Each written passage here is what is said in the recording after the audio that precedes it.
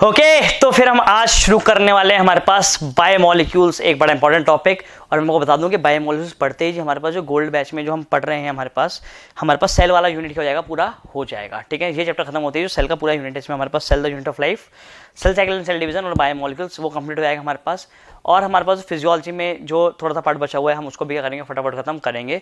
तो ये होगा कि हमारे ना दिमाग से ना एक जो बहुत बड़ा बोझ था वो उतर जाएगा। और मैं हमेशा आपको ये वाली बात कहता आ रहा हूँ गोल्ड बैच में हमेशा कि यार हमारे पास ना जो पहला जो हमारे पास 40% सिलेबस है ना, उसको कंप्लीट करने में 60% टाइम लगेगा, because it is very vast syllabus. आप देखो कि हर एक वीडियो आपके पास जो आ रही है वो एक अच्छी खासी ड्यूरेशन की आ रही है, पर उसके बावजूद भी क्या हो रहा है, उसके बावजूद भी टाइम लग रहा है। This is what I was saying in before, या इनिशियली मैं आपको ये वाली बात ही हमेशा कह रहा था कि it will take time, but once we do the important topic or the most explaining topic, after that the time required will not be so high, इतना ज़्यादा टाइम नहीं लग रहा होगा इसके बाद। ठीक है, तो अब जैसे कि आज हम बायोमोलिक्यूल्स करेंगे, तो बायोमोलिक्यूल्स एक बड़ा चैप्टर है, तो इसको खत्म करने में टाइम लगेगा।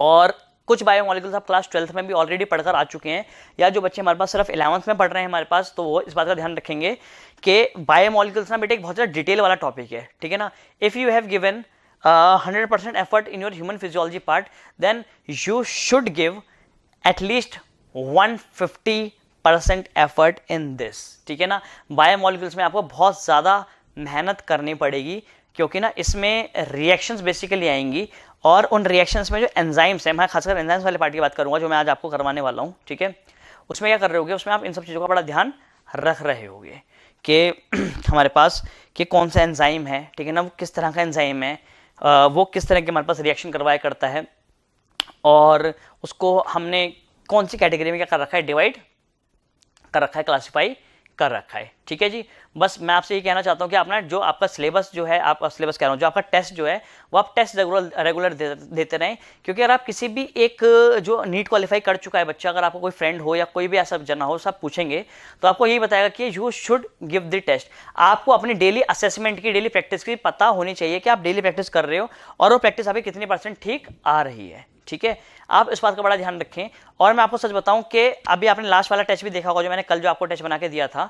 ठीक है, उसमें कुछ जैसे बॉल एंड सॉकेट, उसमें जो हमारे पास जो जॉइंट्स वाला पार्ट था, ठीक है, उसमें जो मैंने चीज़ आपसे क्वेश्चंस के थ्रू पूछी गई है वो चीज़ मैंने लेक्चर में नहीं पढ़ाई है।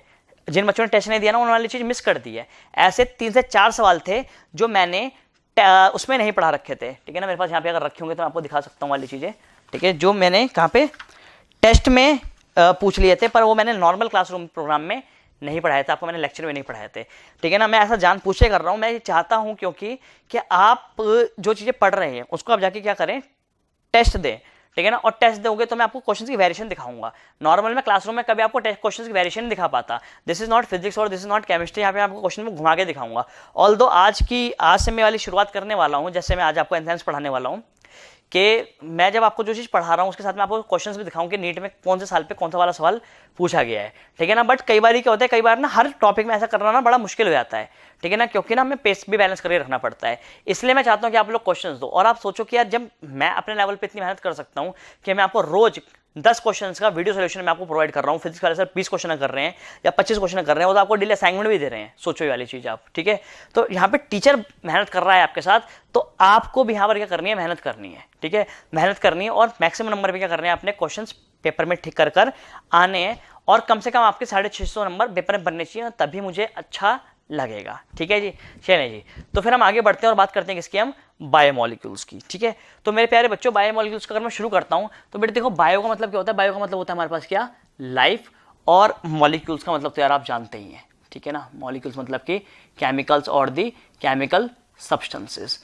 ठीक है, मैं इसको बिल्कुल बेसिक से तो नहीं उठाता, ठीक है, क्योंकि मैं मान के चलता हूं कि आपने बायोमोलिक्यूल्स थोड़ा बहुत पहले से जरूर पढ़ रखा होगा। ठीक है, तो लाइफ के लिविंग मॉलिक्यूल्स या लाइफ के सब्सटेंसेस नहीं, लाइफ मतलब यहाँ पे क्या, लिविंग थिंग।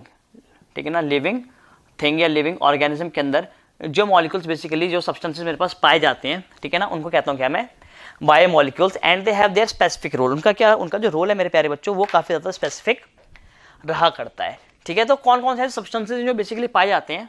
ठीक है, मान लो कि हमारे पास हमें सबसे पहले क्या चाहिए, हमें सबसे पहले चाहिए एनर्जी। क्या चाहिए हमें, एनर्जी। और इस एनर्जी पर्पज से हमारी बॉडी में डाले गए हैं क्या, कार्बोहाइड्रेट्स। क्या डाले गए हैं, कार्बोहाइड्रेट्स। इनको सिंपल में कार्ब्स कह देता हूँ। तो कार्बोहाइड्रेट्स आर दो सब्सटेंसेस दैट प्रोवाइड एनर्जी, ठीक है ना। तो इसमें हम पढ़ रहे होंगे क्या, हम यहाँ पे पढ़ेंगे किसको, बेसिकली मोनोसेक्राइड्स को पढ़ेंगे यहाँ पर हम यहाँ पे बात करेंगे इसकी ओलिगोसेक्राइड्स की बात करेंगे, और यहाँ पे हम बात करेंगे इसकी पॉलीसेक्राइड, किसकी बात करेंगे, पॉलीसेक्राइड की बेसिकली यहाँ पे बात कर रहे होंगे। और साथ ही साथ जितने भी टाइप के बॉन्ड्स आएंगे, क्या आएंगे, जितने भी टाइप के बॉन्ड्स आएंगे, आप बॉन्ड्स का भी बड़ा यहाँ पे ध्यान रख रहे होंगे, ठीक है। आप यहाँ पे बॉन्ड्स का ध्यान रखेंगे। यहाँ पर कभी किसी और जो भी यहाँ पे ना मोनोमर्स का नाम आएगा, कुछ भी जो नाम आएगा आपने सब कुछ यहाँ पे पढ़ना है। ये तो मैं सिर्फ आपको बेसिक आउटलाइन दे रहा हूँ कि मैं आपको क्या क्या चीज़ आगे करवाने वाला हूँ, ठीक है। फिर हम आगे बढ़ेंगे और फिर हम बात करेंगे इसकी लिपिड्स, किसकी बात करेंगे, लिपिड्स की बात करेंगे, ठीक है ना। और लिपिड्स बड़े इंपॉर्टेंट है क्योंकि लिपिड्स में आएगी क्या, लिपिड्स की क्लासिफिकेशन, क्या आएगी, लिपिड्स की क्लासिफिकेशन आएगी, जो बहुत इंपॉर्टेंट है कि हमारे, और साथ ही साथ classification as well as the example. Paper में एग्जाम्पल से क्वेश्चन पूछा सकता है, या से कोलेस्ट्रॉल का डायग्राम देकर सवाल पूछा सकता है कि यार ये चीज़ क्या है, ठीक है। तो यहाँ से हम ये वाली चीज़ देख रहे होंगे। उसके बाद जब मैं आगे बढ़ूंगा, ठीक है ना, तो आगे जो मेरे पास आएगा मेरे प्यारे बच्चों, लिपिड्स के बाद वो आएंगे क्या मेरे पास, प्रोटीन्स। क्या आएंगे मेरे पास, प्रोटीन्स आएंगे। ये भी हमारे पास एक बायोमोलिक्यूल है and they are the building block of body. क्या है हमारे पास, these are the building blocks of human body, या किसी भी ऑर्गेनिज्म के बिल्डिंग ब्लॉक्स हुआ करते हैं, ठीक है। और ये क्या करते हैं, स्ट्रक्चरल सपोर्ट प्रोवाइड किया करते हैं। तो यहाँ पर भी इनकी क्या आ रही होगी, इनकी क्लासिफिकेशन यहाँ पर भी आ रही होंगी, और आप इन सब चीज़ों को बड़ा ध्यान से पढ़ेंगे। और साथ ही साथ क्या पढ़ेंगे, इनका स्ट्रक्चर ही पढ़ेंगे, क्या भी पढ़ेंगे, इनका स्ट्रक्चर ही पढ़ेंगे। मैं आपको पढ़ाऊंगा सब चीज़ डिटेल में, ठीक है, ठीक है ना। प्रोटीन्स का ये एक्सटेंडेड वर्जन हमारे पास आता है क्या, एंजाइम्स। क्या आता है, एंजाइम्स, ठीक है ना। एंड फ्रेंकली स्पीकिंग, अगर पेपर में सवाल पूछा गया कोई अच्छा सवाल, तो जरूर और जरूर कहाँ से पूछा जाएगा, एंजाइम से पूछा जाएगा, ठीक है।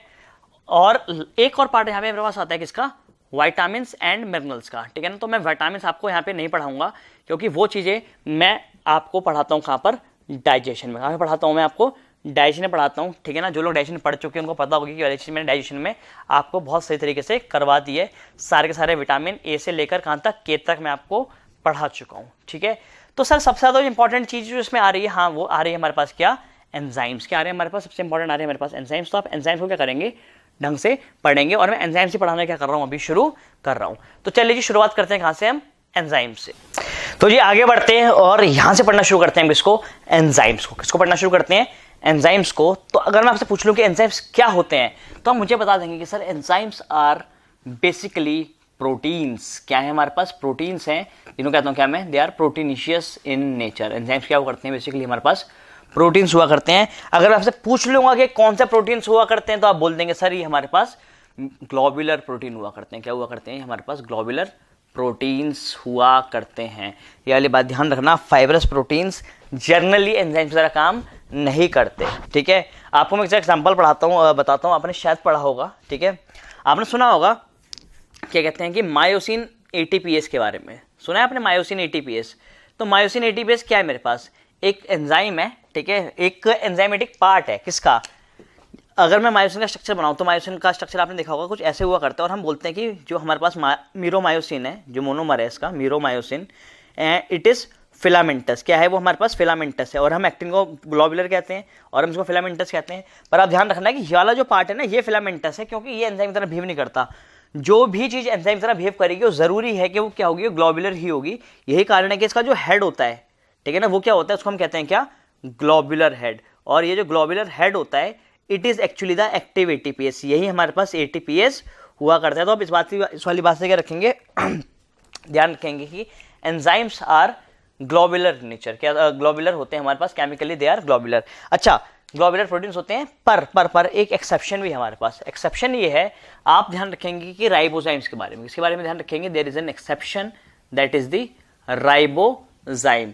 राइबोजाइम एक ऐसे एंजाइम है हमारे पास, ऐसे एंजाइम्स का ग्रुप है हमारे पास, ठीक है ना, जो क्या होते हैं, जो प्रोटीनिशियस नहीं होते। Ribozymes are actually ribosomal enzymes. There are certain enzymes जो क्या करते हैं, जो रिएक्टेंट को प्रोडक्ट में कन्वर्ट कर देते हैं, बट उसमें प्रोटीन्स हेल्प नहीं कर रहे होते। उसमें ये वाला काम कौन नहीं कर रहा होता है, ये वाला काम राइबोसोम या राइबोसोम का पार्ट ही कर रहा होता है। समझ पा रहे हैं आपके, नहीं समझ पा रहे हैं, पक्का है जी। बढ़ जाएं, एग्जाम्पल देंगे आप मुझे इसका। अगर मैं आपको एक एग्जाम्पल की बात करूं तो आप ले लेंगे जैसे पेप्टिडाइल ट्रांसफरेज। किसके एग्जाम्पल लेंगे आप, पेप्टिडाइल ट्रांसफरेज। तो पेप्टिडाइल ट्रांसफरेज क्या है हमारे पास, एक peptidyl transferase is a ribose हमारे पास एक तरह का नॉन प्रोटीनिशियस एंजाइम है। कैसा एंजाइम है? It is a non proteinaceous enzyme. और रिसेंटली हमारे पास कुछ और एंजाइम्स भी डिस्कवर हुए हैं, जैसे कि अगर मैं बात करूं, किस एग्जांपल लूं मैं किसका, ठीक है ना, जो आरएनए की तरह बिहेव करते हैं, मतलब जो होते क्या है chemically, they are RNA and still they behave like what, as enzymes. पक्का है? मुश्किल तो नहीं है, ठीक है। तो सर ये जो बात है एंजाइम की आई कहां से?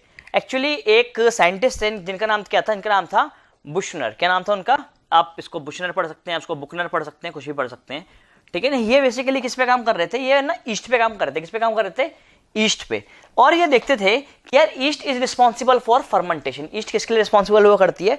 फर्मेंटेशन के लिए इस्तेमाल रिस्पॉन्सिबल हुआ करती है। मतलब कि अगर आप इसमें कोई भी क्या डालेंगे, कार्बोहाइड्रेट डालेंगे, क्या डालेंगे, कोई भी आपके पास अगर कार्बोहाइड्रेट प्रेजेंट है, जनरली ग्लूकोज और कुछ भी, तो क्या करती है, ये फर्मेंटेशन करवाया करती है, ठीक है ना। और कार्बोहाइड्रेट की फर्मेंटेशन, ठीक है ना, हमें क्या देती है? It gives us CO2 plus H2O। आप यही वाली बात मानते हो कि नहीं मानते हो? हाँ या ना? पक्की बात है, ठीक है। तो यहाँ से जो कंसेप्ट आया, ये आया कैसे कि कहता है ये जो काम कर रहे हैं, कौन काम कर रहे हैं, यहाँ पे काम हो रहा है कौन? ईस्ट कर रहे हैं। तो ईस्ट के पास जरूर कोई ना कोई ऐसी चीज है, क्योंकि ये जो काम हो रहा है कार्बोहाइड्रेट की जो फर्मेंटेशन हो रही है, क्या हो रही है? उसकी फर्मेंटेशन हो रही है। ये कहाँ पर हो रही है? It is taking place in the east. कहाँ पर हो रही है? ईस्ट में हो रही है। इसलिए यहाँ से जो नाम पड़ा वो पड़ा क्या? एंजाइम। क्योंकि इनका मतलब है क्या? एन। क्या मतलब है? एन।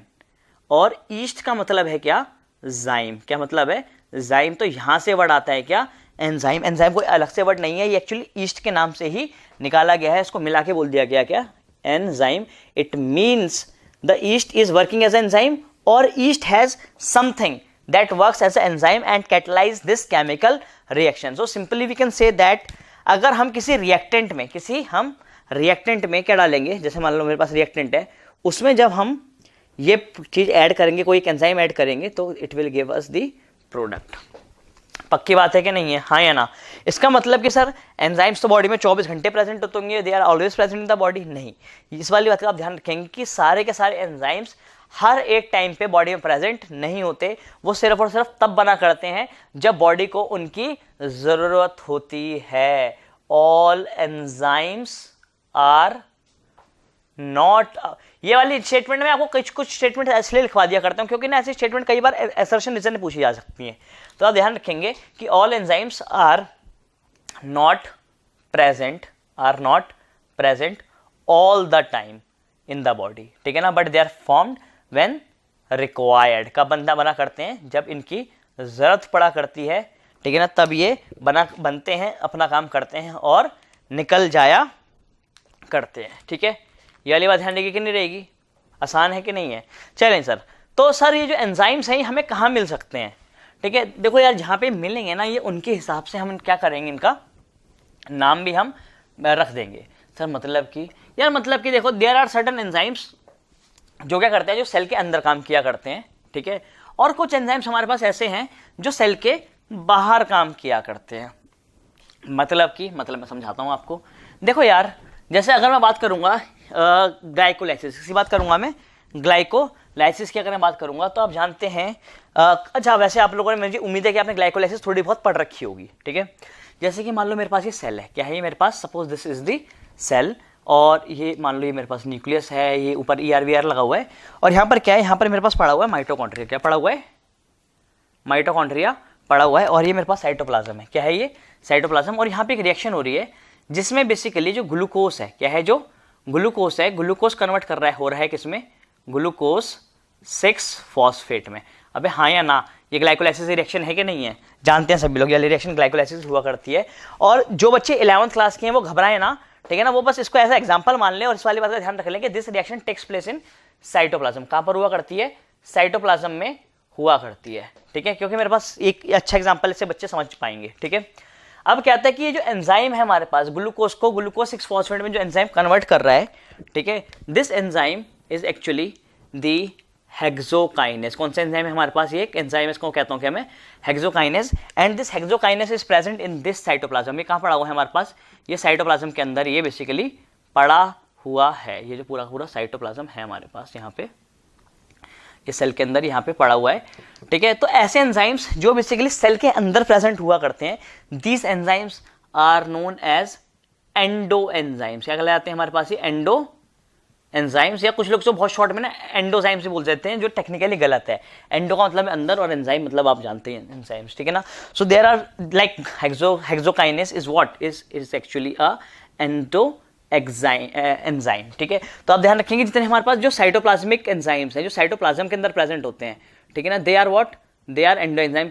साथ ही साथ आप ये भी ध्यान रखेंगे जो माइटोकॉन्ड्रियल एंजाइम्स हैं, ठीक है ना, कौन से enzymes, those enzymes that are involve in Krebs cycle. किसमें, क्रेब्स साइकिल में। जो क्रेब्स साइकिल कहां पर हुआ करती है, क्रेब्स साइकिल हुआ करती है हमारे पास माइटोकॉन्ड्रिया के अंदर। तो जो माइटोकॉन्ड्रियल एंजाइम्स है मेरे प्यारे बच्चों, वो भी कहां पर होते हैं, वो भी मेरे पास एक्चुअली साइटोप्लाज्म के अंदर ही हुआ करते हैं।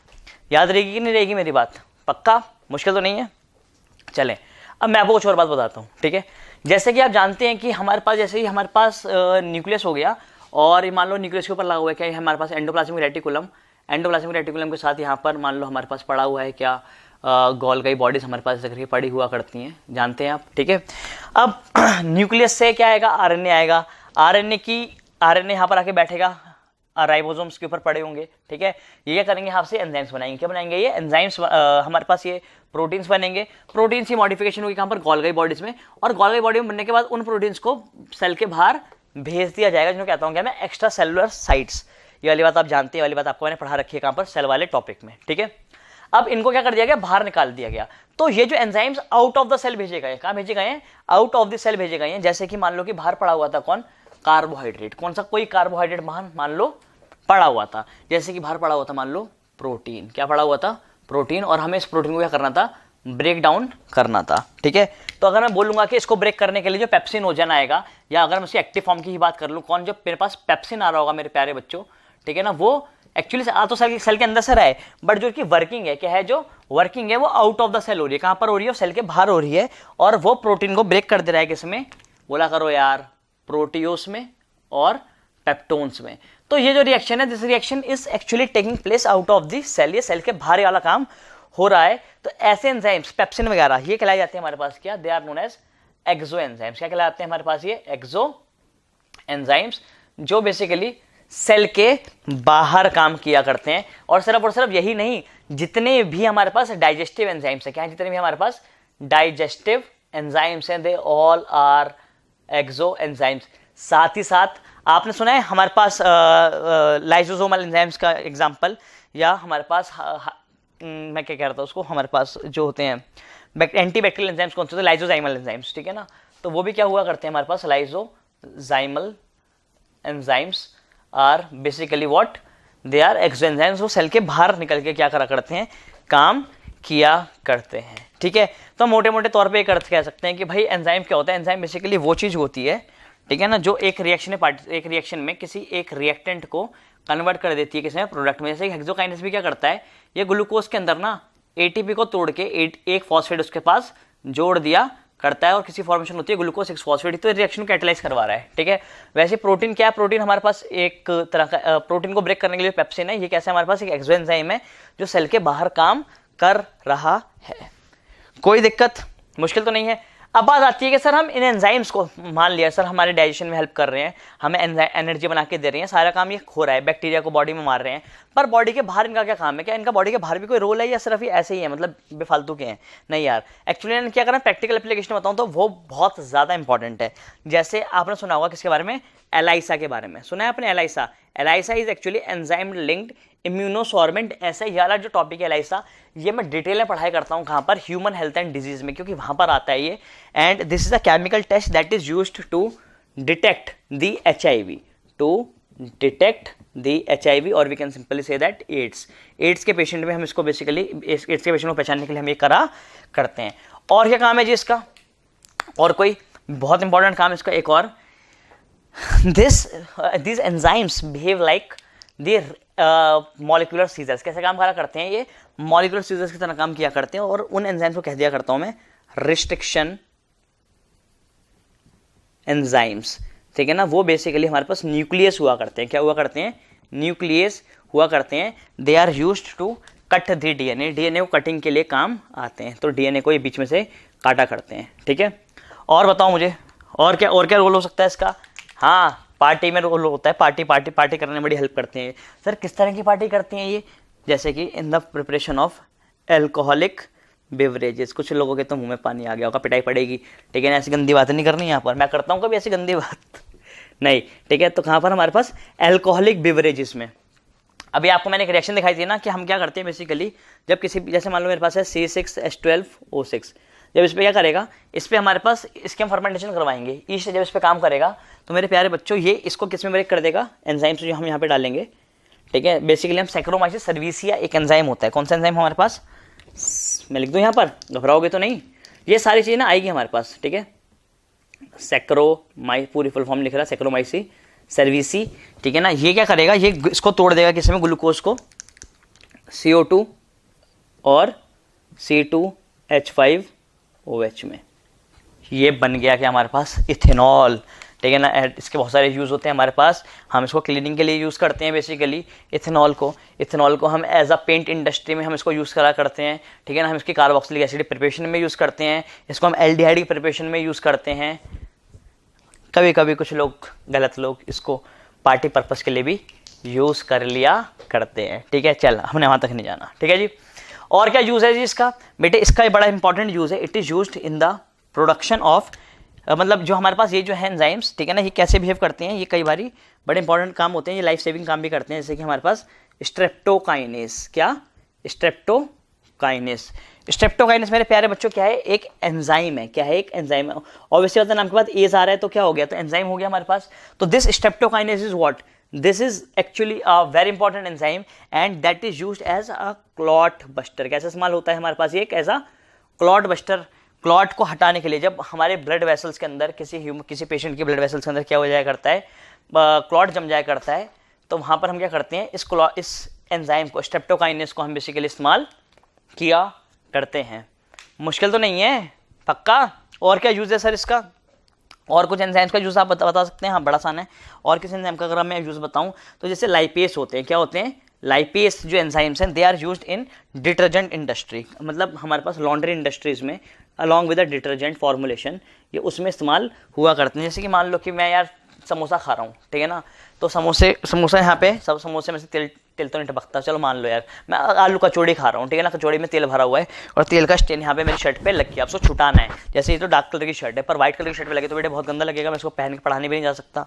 तो उस टाइम पे क्या करूँगा मैं, उस टाइम पे इस लाइपेस को, ये जो एंजाइम है, lipase is actually lipid digesting enzyme. कैसा एंजाइम है हमारे पास, एक लिपिड डाइजेस्टिंग एंजाइम है मेरे प्यारे बच्चों। में इसको क्या करूँगा, इसके ऊपर डाल दूंगा और ये लाइपेस क्या करेगा, ये लाइपेस उस स्टेन को, उस लिपिड को क्या करते हैं, डाइजेस्ट कर देगा, तोड़ देगा वहाँ से, एंड जो स्टेन है it will be removed. Stain क्या हो जाएगा, वहाँ से हमारे पास खाली हो जाएगा।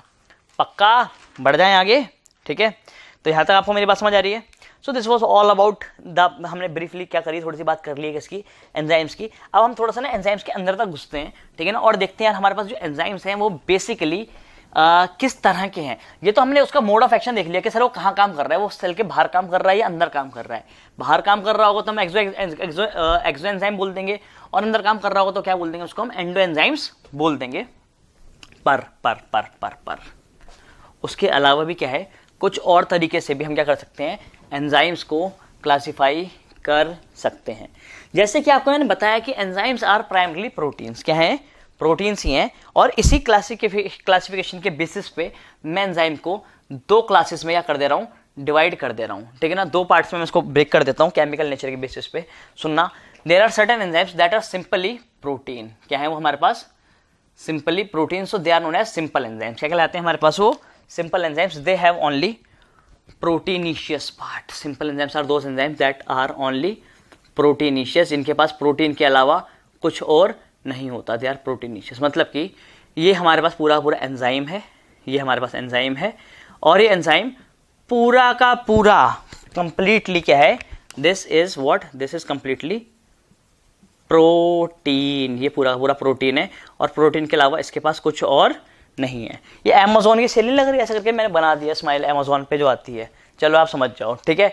तो ऐसे एंजाइम्स को कहता हूँ क्या मैं, हमारे पास सिंपल एंजाइम्स। क्या कह दिया करता हूँ मैं, सिंपल एंजाइम्स। और आप जब भी इनको पढ़ते हैं तो आप इनको सिंपल एंजाइम्स को पढ़ रहे होते हैं। जैसे कि आपने सुना होगा, अभी आपने एग्जांपल लिया था मैंने पेप्सिन का या ट्रिप्सिन का। So they are what, they are the simple enzymes that are proteinaceous only, but there are certain enzymes that contain non proteinaceous part 2, जिनके पास नॉन प्रोटीनिशियस पार्ट भी हुआ करता है। और उन एंजाइम्स को कहता हूं क्या मैं, कॉन्जुगेट एंजाइम। क्या कहता हूं उनको मैं, they are known as conjugated enzyme. Sir conjugated मतलब, सर कॉन्जुगेशन मतलब तो होता है जुड़ा हुआ, किसी और चीज से जुड़ना। हाँ बिल्कुल सही समझे आप। So there are enzymes that are conjugated, जो किसी ना किसी और चीज के साथ जुड़े हुआ करते हैं। They are not only proteinaceous, इनके पास 2 पार्ट हुआ करते हैं एंजाइम्स के पास। कौन कौन से, एक तो होता है क्या इनके पास प्रोटीनिशियस पार्ट एज वी से, ठीक है ना, they have the protein part, ठीक है ना, प्रोटीनिशियस पार्ट है। जैसे कि मेरे पास, मैं इसको ऐसे बना देता हूं, suppose this is the proteinaceous part and this proteinaceous part is known as apoenzyme. क्या कहता हूं मैं इसको, एपोएंजाइम। याद रहेगी मेरी बात, हाँ या ना। तो apoenzyme is actually the proteinaceous part. क्या है हमारे पास, ये प्रोटीनिशियस पार्ट है, ठीक है। इसके अलावा हमारे पास क्या है, हमारे पास एक नॉन प्रोटीनिशियस पार्ट भी है। कैसा पार्ट है हमारे पास, एक नॉन प्रोटीनिशियस पार्ट है, ठीक है। और मेरे प्यारे बच्चों, ठीक है ना, जिसको मैं कहता हूं क्या, कोफैक्टर। क्या कहता हूं मैं इसको, कोफैक्टर। अभी मैं सिर्फ उसको आपको बना के दिखा देता हूं। तो ये कोफैक्टर मेरे पास ना ऐसा होता है, मान लो, ठीक है। ये क्या है हमारे पास, this is the cofactor. So there are, ऐसे लिख देता हूं मैं, समझ आ रही है बात, कोफैक्टर, बढ़िया लग रहा है, ठीक है। सो देयर आर 2 थिंग्स, ठीक है ना, that conjugate, that join together to form an enzyme, जो क्या करा करते हैं, एंजाइम बनाया करते हैं। अब आप सुन लेना, इनमें से मैं आपको क्या बताना चाहता हूं। मैं आपको ये बताना चाहता हूं कि जब एपो एंजाइम से कोफैक्टर जुड़ेगा, जब एपो एंजाइम से क्या होगा, कोफैक्टर जुड़ेगा मेरे प्यारे बच्चों, तो जो चीज बनकर आएगी, मान लो हमारे पास फिर हमारे पास ये चीज बनकर आ रही है, ये जो मैं ब्लू कलर से बना रहा हूं यहां पर। So this is the complete enzyme. क्या है ये, कंप्लीट एंजाइम है, this is the whole enzyme, that's why we say it as holo enzyme. क्या कहलाता है हमारे पास ये, it is known as holo enzyme. समझ आ रही है कि नहीं आ रही है, पक्का है। ये जो एपो एंजाइम है ये कोफैक्टर के साथ जुड़ेगा और तब जाके बनेगा कि हमारे पास होलो एंजाइम। क्या बनेगा हमारे पास, होलो एंजाइम बन रहा होगा। ये क्वेश्चन पूछा गया था नीट 2017 में, नीट 2017 में क्वेश्चन पूछा गया था। सीधी की सीधी इक्वेशन उठाकर पूछी गई थी कि व्हाट इज के 4 इक्वेशन दे रखी थी, उसमें से एक जो इक्वेशन थी, शायद ऑप्शन नंबर बी था, if I am not wrong, वहां पे दे रखा था कि apo enzyme plus cofactor is equals to holo enzyme. तो वाली बात मैंने आपको एज इट इज बता दी है, ठीक है जी, पक्का। अब सर ये जो आप कोफैक्टर की बात कर रहे हो, जो नॉन प्रोटीनिशियस पार्ट की बात कर रहे हो, क्या हो सकता है बेसिकली, बेटे डिपेंड करेगा इसके केमिकल नेचर पे, इस पर डिपेंड करेगा, ये केमिकल नेचर पे डिपेंड करेगा कि कोफैक्टर है क्या। मतलब ये कोफैक्टर हमारे पास ऑर्गेनिक भी हो सकता है, इट कैन बी ऑर्गेनिक, और इट कैन बी इनऑर्गेनिक, ये इनऑर्गेनिक भी हो सकता है। और मैं बताऊं, जितना भी मैं आपको एंजाइम पढ़ाऊंगा ना, तो पूरे एंजाइम में से जो सबसे इंपॉर्टेंट पार्ट है वो यही एक्चुअली कोफैक्टर्स वाला, ठीक है, इसका ध्यान रखेंगे। ऑर्गेनिक क्या होता है, ठीक है ना, that is of organic nature. तो हमारे पास ऑर्गेनिक कोफैक्टर्स में बेसिकली 2 चीजें आती हैं। एक आते हैं क्या मेरे पास, प्रोस्थेटिक ग्रुप। क्या आते हैं मेरे पास, प्रोस्थेटिक ग्रुप। प्रोस्थेटिक का मतलब क्या होता है, प्रोस्थेटिक का मतलब होता है हेल्पिंग पार्ट, ठीक है ना, या लिम्बिक पार्ट। जैसे मैं आपको बताता हूँ, जैसे कि मान लो यार किसी का हाथ टूट गया है, टूट नहीं गया मतलब, मान लो कि उसका हाथ बेसिकली एम्प्यूटी करनी पड़ी, एम्प्यूटी मेडिकल टर्म्स में कहते हैं, सर्जरी को ऑपरेट करना पड़ा, उसका हाथ काट के अलग करना पड़ेगा, इन्फेक्शन फैल रहा था, ठीक है। या उसके पैर की एम्प्यूटी करनी पड़ी, पैर को एम्प्यूटेशन करना पड़ा, पैर को काटना पड़ा, ठीक है। अभी काटने के बाद क्या करना है, उसको नकली पैर लगाना पड़ेगा। सो दैट नकली पैर is actually known as prosthetic group, उसको मैं कहता हूं क्या, प्रोस्थेटिक, ठीक है ना। और यहाँ पे मेडिकल की एक ब्रांच भी उसको कहता हूं मैं प्रोस्थेसिस। दिल्ली यूनिवर्सिटी में और बाकी सारी यूनिवर्सिटी में कोर्स होता है, हमारे DU में भी कोर्स होता है, जिसको कहता हूँ कि जिसको बोला जाता है bachelor of prosthesis and orthotics, ठीक है ना। एक पैरामेडिकल कोर्स है जिसको कुछ स्टूडेंट्स करा करते हैं, ठीक है ना, पर आपने वो नहीं करना, आपने MBBS करनी है सिर्फ और सिर्फ, ठीक है। चले, एक तो हमारे पास क्या है, प्रोस्थेटिक ग्रुप, और साथ ही साथ हमारे पास एक और पार्ट भी आ रहा है जिसको कहता हूँ क्या मैं, coenzymes. There are 2 types of organic cofactors. एक है हमारे पास कौन से, प्रोस्थेटिक ग्रुप, और दूसरा है मेरे पास कौन सा, कोएंजाइम। समझ तो नहीं आई होगी मेरी बात, आ गई है पक्का। पर जो हमारे पास इनऑर्गेनिक है उसमें सिर्फ और सिर्फ एक ही कैटेगरी है हमारे पास, and that is the metal ions. क्या है हमारे पास, मेटल आयंस हमारे पास यहाँ पर आ रहे हैं, तो ये हमारे पास कैटेगरी नंबर 3 आ रही है। समझ आ रही है मेरी बात? ठीक है जी। तो सर हम कहाँ से पढ़ना शुरू करते हैं? हम पढ़ना शुरू करते हैं ऑर्गेनिक कोफैक्टर्स। कहाँ से पढ़ना शुरू करते हैं? ऑर्गेनिक कोफैक्टर्स से हम इसको पढ़ना स्टार्ट करते हैं। चलिए जी, रब कर दूं ना मैं इसको, मुश्किल तो नहीं है। पेपर में सवाल आ गया कि ट्रिप्सिन और कीमोट्रिप्सिन किस तरह के एंजाइम है, सिंपल एंजाइम है, कॉन्जुगेट एंजाइम है, तो बता पाओगे आप लोग? हाँ हाँ सर बता देंगे कैसे हैं, हमारे पास सिंपल है। ठीक है, अगर पेपर ने पूछ लिया कि NAD क्या होता है हमारे पास, what is NAD? What is NAD? NAD is an enzyme, it is a prosthetic group, it is a coenzyme और it is a metal ion. So your answer should be, क्या होते हैं वो हमारे पास? They are the coenzymes. अरे sir ये तो आपने बताया नहीं था। हाँ तो बता रहा हूँ ना, मैं भी अभी बता रहा हूँ, ठीक है ना, पढ़ाई तो रहा हूँ मैं इसको। ठीक है, so let's start with the prosthetic group. कहां से स्टार्ट करते हैं हम? प्रोस्थेटिक ग्रुप से हम बेसिकली इसको स्टार्ट किया करते हैं। और मैं बता दूं आपको कि प्रोस्थेटिक ग्रुप एक ऐसा कोफैक्टर होता है that is tightly bound with the apo enzyme. जो क्या होता है? जो हमारे पास टाइटली बाउंड होता है, tightly bound with apo enzyme, जो एपो एंजाइम से बेसिकली टाइटली बाउंड किया करता है। अच्छा, मैंने आपको किसी एपो एंजाइम का एग्जांपल नहीं दिया। अगर कोई आपसे पूछ लेगा कि एपो एंजाइम हमारे पास क्या होते हैं, तो जैसे मैं आपको एग्जांपल देके बता सकता हूं, फ्लेवोप्रोटीन्स बेसिकली बिहेव करते हैं कैसे? एपो एंजाइम की तरह। कैसे बिहेव करते हैं? एपो एंजाइम की तरह बिहेव किया करते हैं। ठीक है, दिक्कत तो नहीं है? पेपर में पूछा आएगा तो बता दोगे? हाँ सर बता देंगे, बिल्कुल बता देंगे। ठीक है ना, मैं आपको बिल्कुल ना एग्जाम ओरिएंटेड होकर पढ़ा रहा हूँ। ठीक है, उसका कारण ये है क्योंकि ना देखो, अगर आपको ज्ञान चाहिए, बहुत ज्यादा ज्ञान चाहिए, ठीक है, तो ऐसे हमारे पास 10 चीजें हैं, मेन स्ट्रीम बुक्स हैं, इतनी सारी किताबें मोटी मोटी भरी पड़ी हैं, उनको पढ़ लो यार। पर उनको पढ़ने से सिलेक्शन नहीं होगा, क्योंकि सिलेक्शन जो आपको होगा वो एक, मैं हमेशा बोला करता हूं, वो एक बेसिकली बैलेंस्ड स्टडी से होगा, जिसमें फिजिक्स भी है, जिसमें केमिस्ट्री भी है, जिसमें बायोलॉजी भी है। अगर आप मोटी मोटी किताबें लिखे, जैसे कुछ बच्चे ना प्लांट फिजियो के लिए ना गाइटेन हॉल पढ़ने के लिए बैठ जाते हैं, या बायोकेमिस्ट्री, आपके पास बायोकेमिस्ट्री इतनी तो दे रखी है, ग्लाइकोलाइसिस है, ETS है, क्रेब्स साइकिल है और रेस्पिरेटरी कोशेंट है और थोड़ा बहुत फर्मेंटेशन। 4 टॉपिक मान लेता हूँ मोटे मोटे से। ठीक है, अब बच्चे उसको पढ़ने के लिए लिनेंजर लेके बैठे होते हैं। मैंने देखा, मैं लाइब्रेरी से निकल रहा था उस दिन यहाँ पर, ठीक है, तो वहां से क्या कर रहे थे बच्चे ना, लिनेंजर लेके बैठे होते। मैंने कहा ये क्यों पढ़ रही हो यार तुम? तो कह रहे सर हम बायोकेमिस्ट्री पढ़ रहे हैं। तो मैंने कहा तुम बेवकूफ हो क्या? इसको पढ़ने से कभी सिलेक्शन नहीं होगा। अरे भैया कभी सवाल नहीं आना, you are just wasting your time.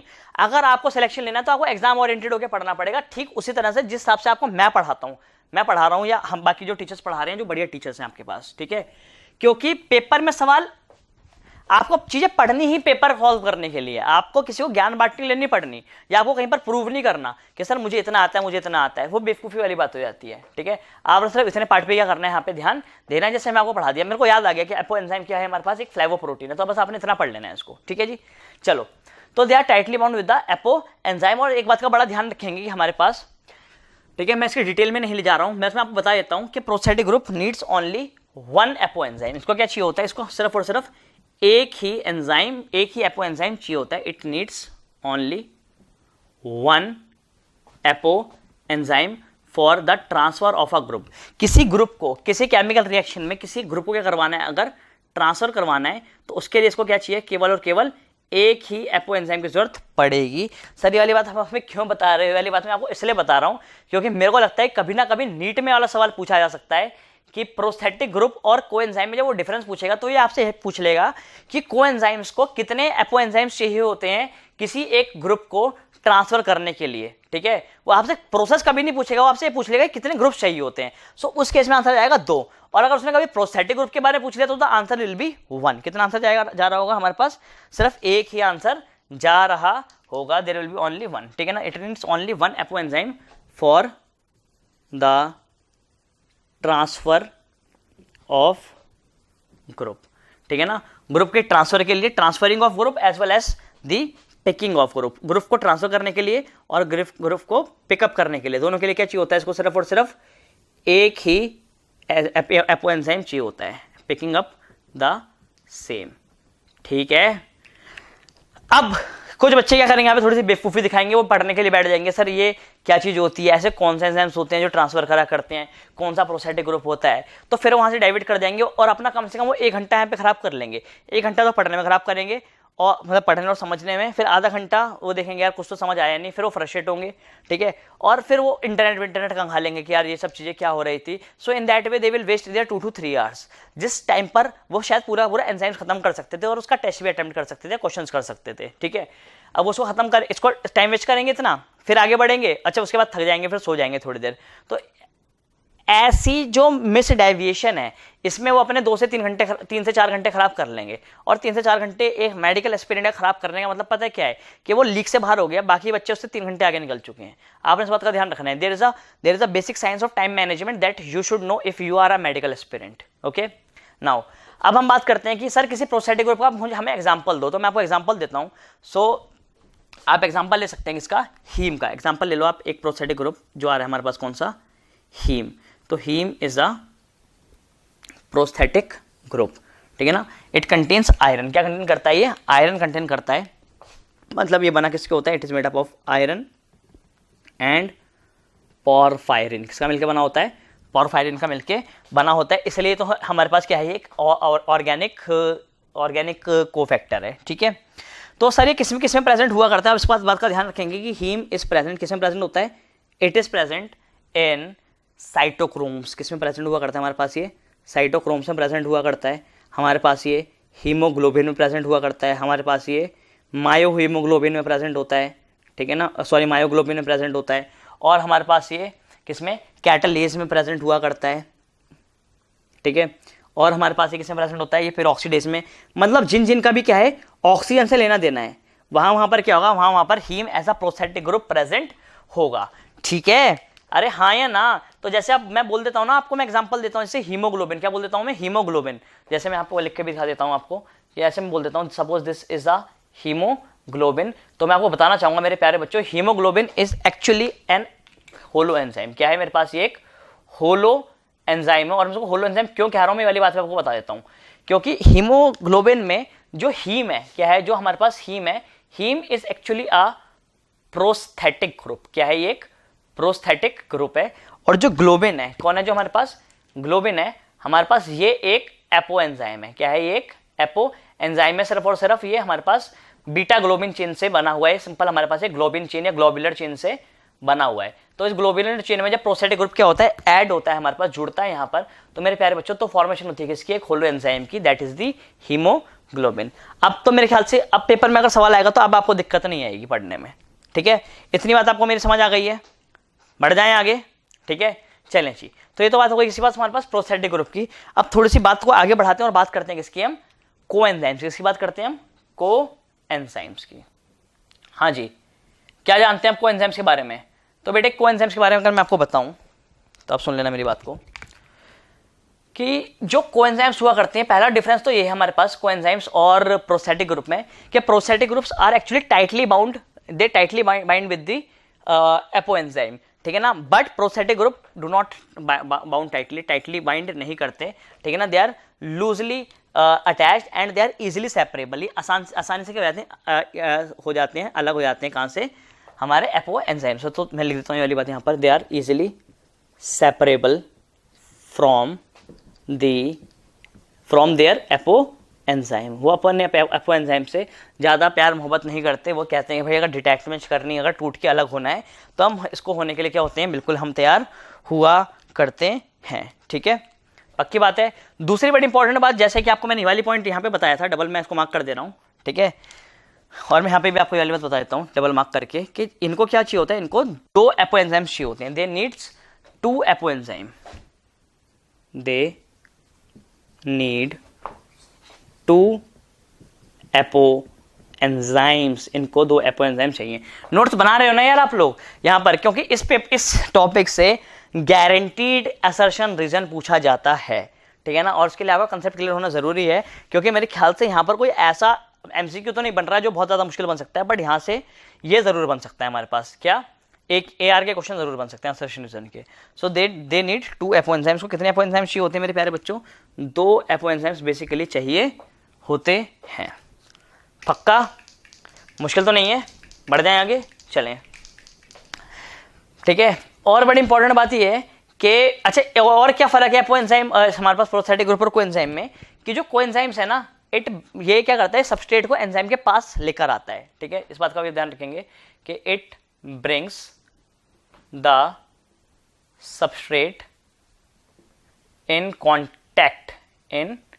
Contact with the enzyme. ये एंजाइम को सबस्ट्रेट के पास लेकर आते हैं, ये उसको अटैच करते हैं, ठीक है ना। और 2 एपो एंजाइम चाहिए होते हैं इसको ट्रांसफर करने के लिए, ठीक है जी, मुश्किल तो नहीं है। अब पेपर का सवाल, जो पेपर में सवाल पूछा सकता है, उस बात का ध्यान रखेंगे। एपो एंजाइम्स बेसिकली को एंजाइम्स हमारे पास होते कौन से हैं, तो आप ध्यान रखना कि बेसिकली हमारे पास जो वाटर सॉल्युबल विटामिन हैं, जैसे हमारे पास vitamin B and vitamin C, ठीक है ना, ये बेसिकली क्या हुआ करते हैं, हमारे पास को एंजाइम्स की तरह बिहेव किया करते हैं। ये बड़ा इंपॉर्टेंट पॉइंट है, और ये सवाल पूछा जा चुका है किसमें, हमारे पास नीट 2013 में, ठीक है ना। नीट 2013 में वाला क्वेश्चन पूछा जा चुका है कि कोएंजाइम्स आर जनरली, ठीक है ना। तो यहाँ पे ऐसे करके ऑप्शंस दे रखे थे हमारे पास, they are hormones, they are enzymes, ठीक है ना, they are water soluble vitamins, या हमारे पास सिर्फ विटामिन लिखा होता है। एक्जैक्टली तो क्वेश्चन याद नहीं है, ठीक है, मैं आपको पर देख के बता सकता हूँ। वेट कीजिए 1 मिनट, मैं बताता हूँ आपको। सवाल पूछा गया था हमारे पास यहाँ पर 2013 में कि ये पूछा गया था, the essential chemical components of many coenzymes are option A carbohydrates, B vitamin, C proteins, या डी न्यूक्लिक एसिड्स। तो आंसर क्या गया हमारे पास, आंसर गया हमारे पास विटामिन। मैं आपसे बोलता हूं ना कि कभी इतना डिटेल में नहीं घुसता, देखो मैं आपको हमेशा एक लेवल आगे पढ़ा रहा हूं, उसने सिर्फ विटामिन से सवाल पूछा कि विटामिन, और मैंने आपको एक लेवल और ऊपर बता दिया कौन सा वाटर सॉल्युबल विटामिन, और कौन सा वाटर सॉल्युबल विटामिन मैंने आपको बता दिया बी और सी। और अगर कभी गलती से उसने आगे बढ़ने की कोशिश करी तो मैं आपको ये भी बता देता हूं कि विटामिन बी में कौन कौन से हमारे पास, विटामिन बी में हमारे पास राइबोफ्लेविन, बेसिकली एक कोएंजाइम की तरह काम किया करता है, और साथ साथ थायमिन, कौन हमारे पास, थियामिन, बेसिकली ये भी क्या करा करता है, ऐसा करके काम किया करता है। अरे हाँ या ना, पक्का, बढ़ जाए आगे, ठीक है। चलें, अब क्या कर रहे हैं, एक क्वेश्चन और पूछा गया था, ठीक है ना, शायद वो 2018 में पूछा गया था कि इनमें से H+ की रिसीविंग कौन करता है। तो जो आपको मैं बता रहा हूँ, इसको 2 एपो एंजाइम चाहिए, वो एक एपो एंजाइम इसलिए ही चाहिए उसको, ठीक है ना। एक को तो क्या करेगा, एक ग्रुप को तो क्या करेगा, वो ट्रांसफर करवाएगा, एक ग्रुप से उठा के भेजेगा, और दूसरा ग्रुप क्या करेगा, दूसरा ग्रुप उसको क्या कर रहा होगा, रिसीव कर रहा होगा, पिकअप कर रहा होगा, पिकअप करता है, ठीक है ना। और मैं आपको एग्जांपल भी देता हूं, ठीक है, एग्जांपल आप सुन लेंगे मेरे पास। जैसे कि मैं बोल देता हूं, हमारे पास पेपर में सवाल पूछा सकता है कि H+ आयन को, किसको, हमारे पास हाइड्रोजन को का एक्सेप्टर कौन होता है, H+ को एक्सेप्ट कौन करता है हमारे पास ETS के दौरान या उसमें भी। तो आप ध्यान रखेंगे कि हमारे पास जो NAD है, कौन है हमारे पास, जो NAD+, ये हमारे पास NADP+ जो है मेरे प्यारे बच्चों, ये क्या करते हैं, ये H+ के रिसेप्टर्स होते हैं, एक्सेप्टर होते हैं, रिसेप्टर नहीं एक्सेप्टर होते हैं। और ये सवाल पूछा गया था कहां पर, हमारे पास नीट 2018 में, ठीक है, पक्का। और काफी बच्चों का ये वाला क्वेश्चन मेरे ख्याल से रॉन्ग हो गया था, ठीक है ना। तो ये क्या है हमारे पास, ये एक्सेप्टर्स हैं उसके। बढ़ जाएं आगे, ठीक है। तो हमारे पास कौन कौन से एग्जाम्पल्स आ गए हमारे पास कोएंजाइम के, तो आप ध्यान रख लेना कोएंजाइम के। अगर मैं एग्जाम्पल की बात करूं तो आप इसके 3 एग्जाम्पल बेसिकली यहाँ पर ध्यान रखेंगे, ठीक है। पहला एग्जाम्पल जो हमारे पास आ रहा है वो तो हमारे पास यही आ रहा है, कौन सा, NAD। दूसरा आ रहा है हमारे पास क्या, NADP, ठीक है। और हम और एग्जाम्पल ले सकते हैं जैसे कि हमारे पास कोएंजाइम A, ठीक है ना। तो इनका आपने बड़ा यहाँ पे ध्यान रखना है, ठीक है जी, मुश्किल तो नहीं है। बढ़ जाएं आगे, चलें जी, ठीक है, इनका आप ध्यान रखेंगे। अच्छा, आपका फुल फॉर्म पता है आपको, NAD का, NADP का, कोएंजाइम A का, ठीक है। तो इन सब चीज़ों के बारे में आपने क्या करना है, यहाँ पे देख के रहना है। एक दो बातें और मैं बता देता हूँ आपको, ठीक है, जो मेरे ख्याल से आपको पता ज़रूर होनी चाहिए, और वो है कि जैसे यार यहाँ पे ना हमारे पास FAD की बात नहीं आई, या हमारे पास बात यहाँ पे जो नहीं आई है वो किसकी नहीं आई है, हमारे पास FMN की बात नहीं आई है, ठीक है। तो सर उसका क्या स्टेटस है हमारे पास, तो हम अपने बुक में देख लेते हैं वाली चीज़ कि क्या क्या दे रखा है यहाँ पर हमारे पास।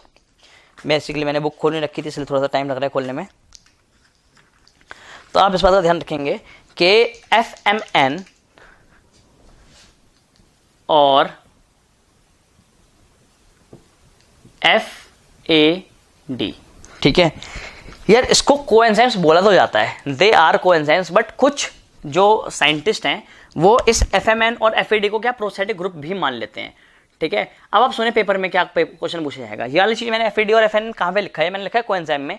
तो आप ध्यान रखना कि कभी अगर नीट में सवाल पूछा गया और पूछा गया कि एफईडी हमारे पास क्या है, तो आप उसको प्रोस्टैटिक ग्रुप ना बोल के क्या बोल रहे होगे, आप उसको कोएंजाइम बोल रहे होगे। क्या बोल रहे होगे, कोएंजाइम बोल रहे होगे। साथ ही साथ आपने क्या करना है, आपने इनकी फुल फॉर्म भी याद रखनी है कि एनएडी की और एनएडीपी की, और हमारे पास इन सबकी क्या फुल फॉर्म क्या हुआ करती है। ठीक है, इतना काम तो आप लोग कर सकते हो, नहीं कर सकते? अरे सर कर सकते हैं, पक्का जी। ठीक है, so this was all about the chemical nature. हमारे पास हमने केमिकल नेचर की यहाँ पे बात कर ली है। ठीक है, अब हम थोड़ा सा आगे बढ़ते हैं और बात कर लेते हैं किसकी, एक्टिव साइड की बात कर लेते हैं, एक्टिव साइड की बात कर लेते हैं। और हम यहाँ पे ये भी देख लेते हैं कि वो रिएक्शन को करता कैसे है। ठीक है ना, एक रिएक्शन को कैसे कैरिड आउट करवाता है। अच्छा, मैकेनिज्म नहीं पढ़ा रहा मैं भी आपको, मैकेनिज्म तो यार मैं आपको ना इनिबिशन के टाइम पे पढ़ा दूंगा। जब मैं आपको इनिबिशन पढ़ा रहा हूँ तो वहाँ पे हमने दो मैकेनिज्म पढ़ने हैं बेसिकली। एक पढ़ना हमने लॉक एंड की मॉडल, एक पढ़ना हमने कौन सा, इंड्यूस्ड फिट मॉडल। दोनों ही चीजें पढ़नी है वहाँ पर हमने। पर यहाँ पर मैं ये वाली चीज आपको ऐसे दिखा देता हूँ, आप सुने। अगर मैं बात करूँगी इसकी एक्टिव साइड की बात करता हूँ मैं प्यारे बच्चों, अगर मैं एक्टिव साइड की बात करूँ तो आप देखें इस वाली चीज को यहाँ पर। Suppose this is an enzyme. क्या है हमारे पास, ये एक एंजाइम है। ठीक है, मैं इसको एंजाइम बोल देता हूँ यहाँ पर, दिस इज द एंजाइम। अब इस एंजाइम पे बाइंड करने के लिए, रिएक्ट करने के लिए क्या आ रहा है, कोई सबस्ट्रेट आएगा, हाँ या ना। तो सबस्ट्रेट आके कहाँ पे बाइंड करेगा, देखो यार सबस्ट्रेट जिस जगह पे आके बाइंड करता है, मान लो कि सबस्ट्रेट यहाँ के इस वाली जगह पे बेसिकली बाइंड किया करता है, तो ये जो स्पेस है, ये जो जगह है हमारे पास, this is known as active site. क्या कहलाती है हमारे पास ये, this is the active site, या मैं कहता हूँ क्या, मैं सबस्ट्रेट बाइंडिंग साइट। क्या कहता हूँ मैं इसको, सबस्ट्रेट, यार बोला करो, सबस्ट्रेट बाइंडिंग साइट। और ये सबस्ट्रेट बाइंडिंग साइट क्या होती है, बड़ी स्पेसिफिक हुआ करती है। क्या हुआ करती है, ये स्पेसिफिक हुआ करती है कि यार इस साइट पर सिर्फ और सिर्फ एक ही तरीके का क्या सबस्ट्रेट बाइंड कर सकता है। जैसे कि मान लो कि हमारे पास क्या है, ये मान लो मेरे पास, ये एग्जांपल के तौर पे मैं बोल देता हूँ, ये मेरे पास माल्टेज एंजाइम है। कौन सा एंजाइम है, माल्टेज एंजाइम है। ठीक है, तो इस माल्टेज पे बाइंड करने के लिए, इस माल्टेज के ऊपर बाइंड करने के लिए क्या होगी, यहाँ पर ऑब्वियसली बात है कि एक ऐसे करके एक्टिव साइट होगी। तो इस माल्टेज पे आके कौन बाइंड करेगा मेरे प्यारे बच्चों, इस माल्टेज पे आके बाइंड करेगा कौन, माल्टोज। कौन बाइंड करेगा, माल्टोज। आके यहाँ पे क्या करेगा, बाइंड करेगा। और ये जो जगह है हमारे पास, this space is known as active site of the enzyme और द सबस्ट्रेट बाइंडिंग साइट। ठीक है, and it is very much specific in nature. Now I want to tell you two things. सबसे पहले तो आपने देखा कि एंजाइम के पास दो जगह है, एक तो वो यहाँ पर सबस्ट्रेट बाइंड कर सकता है और एक वो जगह यहाँ पे सबस्ट्रेट बाइंड नहीं करता, जो सिर्फ और सिर्फ क्या है, स्ट्रक्चरल रोल प्रोवाइड कर रहा है। ठीक है, तो आप देखेंगे कि हमारे पास जो एंजाइम है बेसिकली वो ग्लोबुलर प्रोटीन है, और वो कुछ हमारे पास, अगर मैं बना देता हूं कि वो ऐसा है। ठीक है, ये हमारे पास एंजाइम है। सर क्या बात कर रहे हो, आपने तो अभी ऐसे करके ऐसा बना रखा है हमारे पास। हाँ तो सुन तो लो एक मिनट, मैं क्या कह रहा हूँ, मैं कह रहा हूँ कि हमारे पास ये एंजाइम है। ठीक है ना, और इस एंजाइम पे कहीं कहीं पर, जैसे ये एक जगह हो गई, सो this is the enzyme bind site. ये एंजाइम बाइंड करने की क्या है, ये जगह है। ठीक है ना, यहाँ पर क्या कर सकते हैं, यहाँ पे एंजाइम बाइंड कर सकता है इन जगहों पर। So they are actually, these are the active site and these sites have specific sequence. क्या हुआ करता है जी, इन साइट्स का क्या हुआ करता है, एक स्पेसिफिक सीक्वेंस हुआ करता है, एक स्पेसिफिक अमीनो एसिड का सीक्वेंस हुआ करता है। ठीक है, जैसे कि मान लो कि ये मैं एग्जांपल ले लेता हूँ किसका, फॉर एग्जांपल मैंने एग्जांपल ले लिया ये, फॉर एग्जांपल एल्डोलेस का। किस एग्जांपल ले लिया मैंने बात कर लिया कि मैंने बोल दिया कि ये एंजाइम कौन सा है मेरे पास, ये एल्डोलेस है।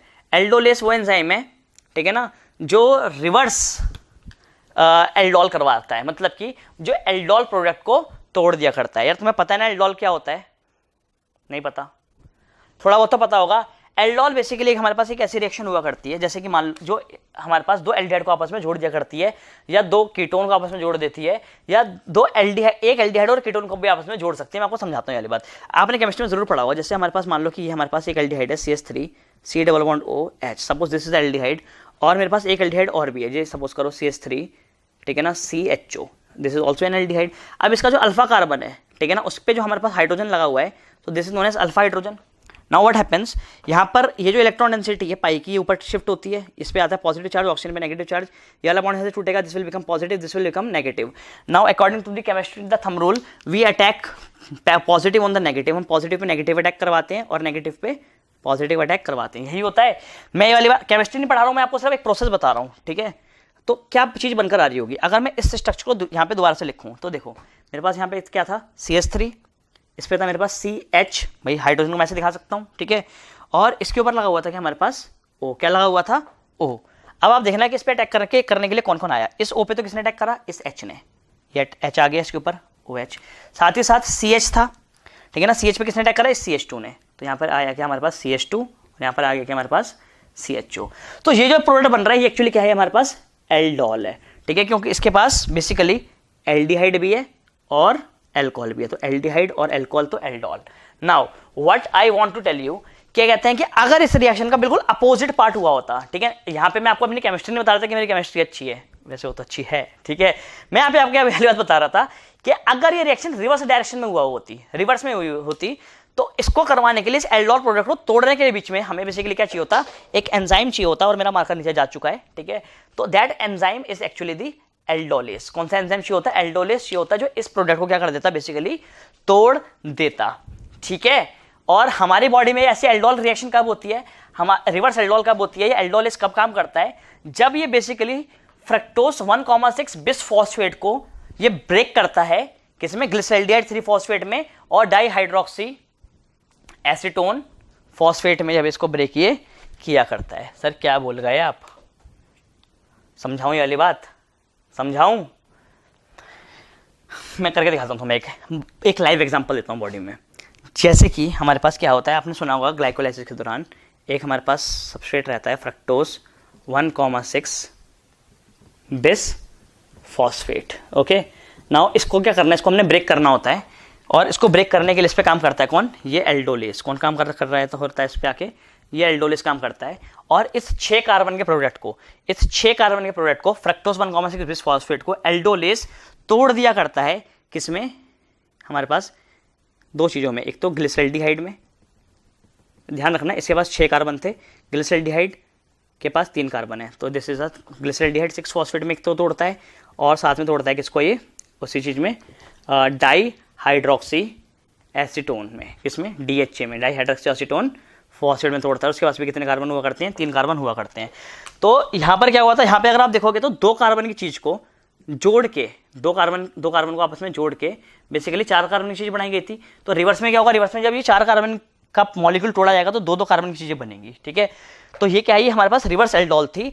ऐसी रिवर्स एल्डोल्स को करवाने के लिए जो एंजाइम इस्तेमाल होता है वो होता है एल्डोलेस। क्या होता है, एल्डोलेस, जो बेसिकली फ्रक्टोज 1,6 बिस फॉस्फेट को ब्रेक करा करता है, इसमें ग्लिसरॉल्डिहाइड 3 फॉस्फेट और DHA में। और जब आप एनसाइड देखेंगे तो यही एकमात्र ऐसी रिएक्शन है जिसको रिवर्स ऑर्डर में शो कर रखा है, ऐसे करके, जिसमें इक्विलिब्रियम का साइन लगा रखा है, क्योंकि जो एल्डोल रिएक्शन है एक ऑर्गेनिक रिएक्शन है हमारे पास, जो हमेशा इक्विलिब्रियम में चला करती है, डायनामिक इक्विलिब्रियम में रहती है, मतलब ये फॉरवर्ड भी हो सकती है, बैकवर्ड भी हो सकती है। समझ आई आपको मेरी बात, मुश्किल तो नहीं है। अब मैं क्या कह रहा हूं कि अगर एल्डोलेस को अपनी सरफेस पे बाइंड करवाना है, किसको, ग्लूकोज 1,6 बिस फॉस्फेट को, तो ये किसी भी एक ऐसी जगह पे आके बाइंड नहीं करवा लेगा, ये सिर्फ और सिर्फ इन साइड्स पे जिनका मैं नाम ले रहा हूं, 1, 2, 3, 4 और ये 5, इन्हीं जगहों पे बाइंड करवाएगा, क्योंकि इन साइड का क्या है, एक स्पेसिफिक सीक्वेंस है। क्या है, इनका एक स्पेसिफिक सीक्वेंस है। ऑब्वियसली बात है, all enzymes are proteins, and proteins are made up of the amino acids. Proteins से बने हुआ करते हैं, हमारे पास अमीनो एसिड से बने हुआ करते हैं। इसलिए यहां पर क्या होगा, इन अमीनो एसिड सीक्वेंस होगा, और उन अमीनो एसिड सीक्वेंस क्या है, उनका जो सीक्वेंस है वो है ग्लाइसिन, हिस्टिडीन। क्या सीक्वेंस है, ग्लाइसिन, हिस्टिडीन, एलानिन। याद रहेगी मेरी बात की नहीं रहेगी बेटे, इंपॉर्टेंट है वाली चीज। अगर पेपर में पूछ लिया गया, देखो पेपर में क्या पूछ सकता है, वो पेपर में पूछ सकता है कि ये जो रिएक्शन है ये किसका एग्जांपल है, तो ये एग्जांपल है किसका, रिवर्स एल्डोल का, ठीक है ना। रिवर्स एल्डोल में कि जो एल्डोलेस के ऊपर जो एक्टिव साइट है उसका सीक्वेंस क्या है, ये सवाल तब बनेगा जब पेपर बहुत ज़्यादा मुश्किल बन रहा होगा, ठीक है। और जिस हिसाब से कट ऑफ बढ़ रही है उस हिसाब से पेपर को अगर मुश्किल बनाना होगा तो यहाँ पे जरूरी वाली चीज़ वो पूछ सकता है। तो आपको पता होना चाहिए यहाँ पे जो सीक्वेंस है, it is the sequence of glycine, histidine, histidine और एलानिन। पक्का। तो सर ये जैसे 1, 2, 3, 4 सब पे आके बाइंड करेगा, नहीं, ये क्या होगी, ये चीजें क्या कर जाएंगी, रोल अप कर जाएंगी, ऐसे करके जुड़ जाएंगी, and it will form a complex structure. क्या करेगा, यहाँ पर एक्चुअली बेसिकली है, यहाँ पर हमारे पास सेकेंडरी एंड टर्शरी फोल्डिंग होगी इस प्रोटीन की, ठीक है। और उस फोल्डिंग के बाद ये कुछ हमारे पास कुछ ऐसा करके स्ट्रक्चर बनकर आ जाएगा। देख पा रहे हैं आप, हाँ या ना, ठीक है। और ये साइड्स होंगी ना, ये सारी साइड्स क्या हो जाएंगी, बिल्कुल पास आ जाएंगे। जैसे एक साइड ये हो गई हमारे पास, एक साइड ये हो गई, एक साइड ये हो गई, एक साइड ये हो गई, यहाँ से हमारे पास टोटल 5 साइड्स थी ना। तो ये क्या है, ये है actually this is the active sites. तो ये जो हमारे पास सर्कल बनकर आया है, this is actually the active site for aldol और एल्डोलेस, एक्टिव साइट। और कभी इसको इस वाले सबस्ट्रेट को कभी बाइंड करना होगा तो सबस्ट्रेट, ये वाला सबस्ट्रेट आके हमारे पास यहीं पर ही बैठ रहा होगा, यहाँ पे आके बैठेगा, इसको यहाँ पे ऐसे करके पकड़ा जाएगा, अट्रैक्ट करा जाएगा, उसके बाद पकड़ा जाएगा और उसके बाद क्या करा जाएगा, तोड़ दिया जाएगा। ठीक है, ठीक है। तो ध्यान रखना, active site has a specific shape. कैसी हुआ करती है, इनके पास एक particular shape as well as a particular sequence, एक अमीनो एसिड का सीक्वेंस हुआ करता है।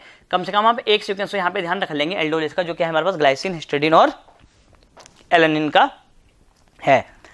पक्का, मुश्किल तो नहीं है। बढ़ जाए आगे, चलें जी आगे बढ़ते हैं। ठीक है, तो यहाँ तक तो हमने बात कर ली किसकी, हमारे पास एक्टिव साइट की।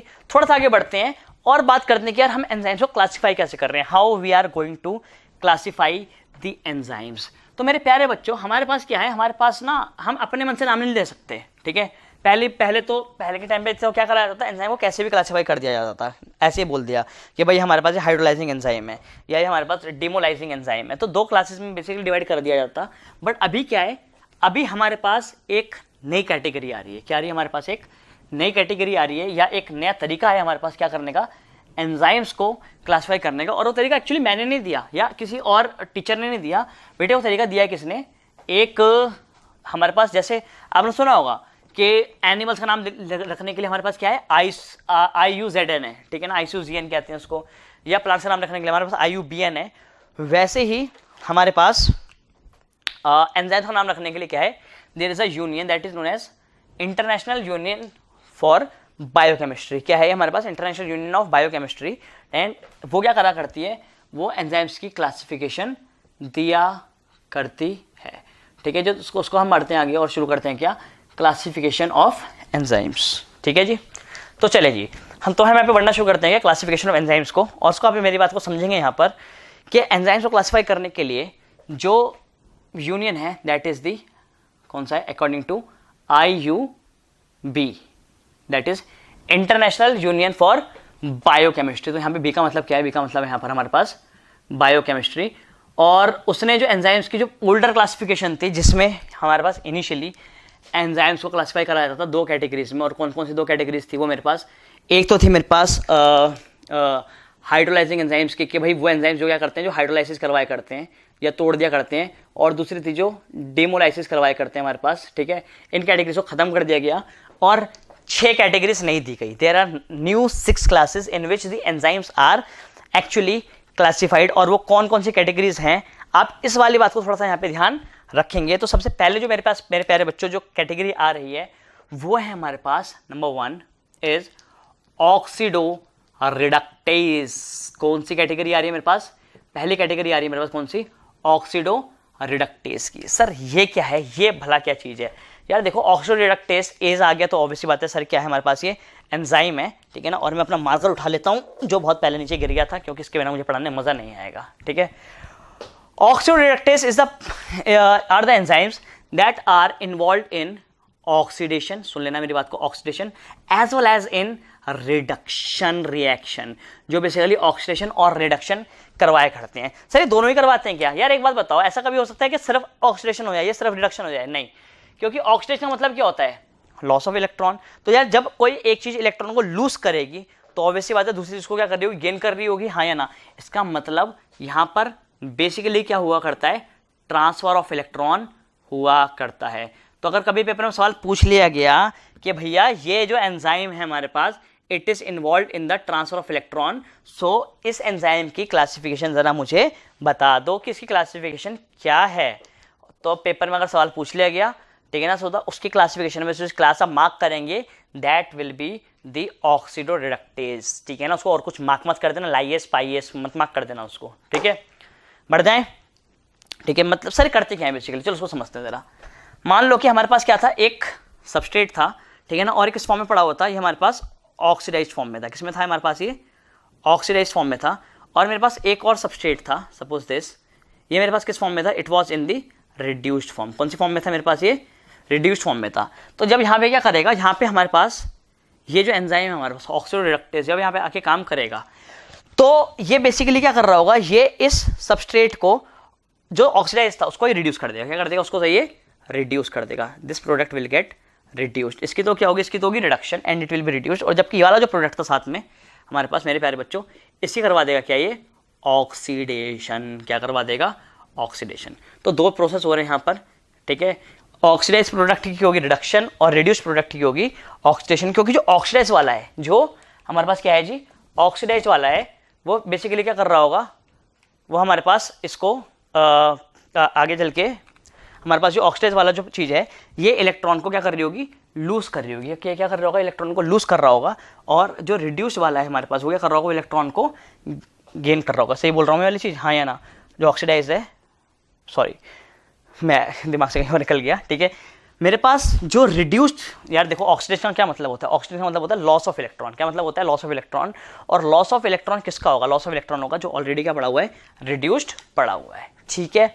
मुश्किल तो नहीं है। तो ये इलेक्ट्रॉन क्या करेगा, बेसिकली लूज करेगा हमारे पास। बढ़ जाए जी, हाँ या ना। मुश्किल तो नहीं आता, इतनी बात समझ आ रही है आपको, ठीक है। तो सर ये हमारे पास कितनी कैटेगरीज में हो सकते हैं, तो आप सुन लेना। हमारे पास जो ऑक्सीडोरिडक्टेज हैं, ये बेसिकली 3 कैटेगरी की हैं। मतलब इनको मैं 3 तरह से डिवाइड कर सकता हूँ। तो सबसे पहले जो मेरे पास आ रहे हैं, मैं इसको रब करता हूँ यहाँ से, ठीक है। ऑक्सीडोरिडक्टेज में वो आ रहे हैं मेरे पास कौन से, ऑक्सीडेज। कौन से आ रहे हैं, ऑक्सीडेज आ रहे हैं। ये चीज की ऑक्सीडेशन करवाया करते हैं। किस में इन्वॉल्व हुआ करते हैं, बेसिकली ऑक्सीडेशन में ये इन्वॉल्व हुआ करते हैं। कैसे इन्वॉल्व होते हैं हमारे पास ये ऑक्सीडेशन में, इस वाली बात को आप समझेंगे, ठीक है। देखो यार, मान लो कि मेरे पास यहाँ पे क्या पड़ा हुआ है, यहाँ पे मेरे पास कोई एक चीज ए पड़ी हुई है और उसके साथ क्या है, हाइड्रोजन प्रेजेंट है, ठीक है। तो इसमें क्या करेंगे, इसकी रिएक्शन करवाएंगे इससे ऑक्सीजन से। किससे रिएक्शन करवाएंगे, ऑक्सीजन से रिएक्शन करवाएंगे। और जब ऑक्सीजन से रिएक्शन होगी इसकी, तो ये ऑक्सीडेज पे काम करेगा, ठीक है। और इसके ऑक्सीडेशन करवाने के बाद ये इससे हाइड्रोजन और ऑक्सीजन के आपस में रिएक्शन करवा देगा। So there will be a formation of H2O। किसी फॉर्मेशन होगी यहाँ पर हमारे पास, H2O की फॉर्मेशन होगी। तो सर यहाँ से अलग क्या हो जाएगा, यहाँ से जो A था हमारे पास, क्या था, जो A था वो क्या हो गया, वो टूट के अलग हो जाएगा। तो सर इसमें क्या हो गया, इसकी ऑक्सीडेशन का हो, ये तो ऑक्सीजन से रिएक्ट नहीं कर रहा। अरे भैया एक बात बताओ, addition of oxygen is known as oxidation, but also the removal of hydrogen is also known as oxidation, ठीक है। तो यहाँ पे क्या करा है, मैंने हाइड्रोजन रिमूव करवा दिया ना, इसे अब A फ्री पड़ा हुआ है। तो A क्या हो चुका है, A हैज बीन ऑक्सीडाइज्ड। क्या हो चुका है, A हमारे पास ऑक्सीडाइज्ड हो चुका है। तो सर ऐसा बॉडी में हमारे कौन से एंजाइम्स हैं जो इस तरह के काम करवाए करते हैं, तो आप ध्यान रखना, साइटोक्रोम ऑक्सीडेज। कौन सा एंजाइम हमारे पास, साइटोक्रोम ऑक्सीडेज क्या हुआ करता है, बेसिकली साइटोक्रोम ऑक्सीडेज बेसिकली हमारे पास क्या हुआ करता है, एक तरह का क्या है, ये ऑक्सीडेज है। क्या है, ऑक्सीडेज एक तरह का ऑक्सीडोरिडक्टेज एंजाइम है, ठीक है जी। बढ़ जाए आगे, ठीक है। दूसरी जो कैटेगरी आ रही है वो आ रही है मेरे पास कौन सी, डीहाइड्रोजिनेज।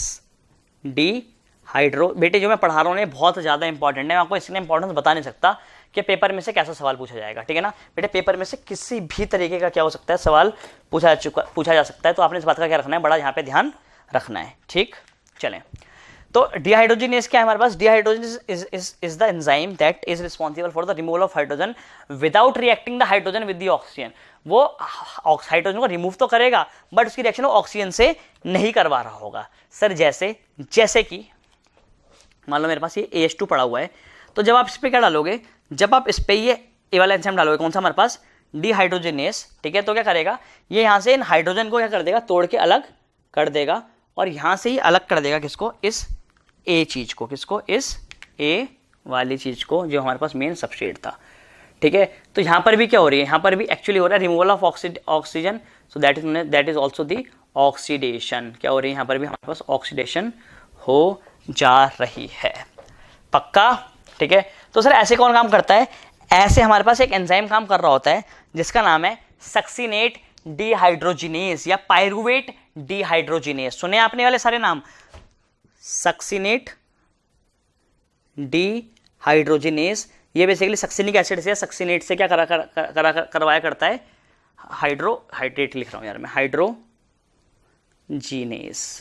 उसमें से ये ऑक्सीजन, उसमें से हाइड्रोजन निकाल देते हैं, या पायरुवेट डीहाइड्रोजिनेज। कौन सा हमारे पास, पायरुवेट डीहाइड्रोजिनेज, ध्यान रखेंगे, ठीक है। ये इसमें से निकाल दिया करते हैं, फिर गलत, हाइड्रोजीनेज, ठीक है।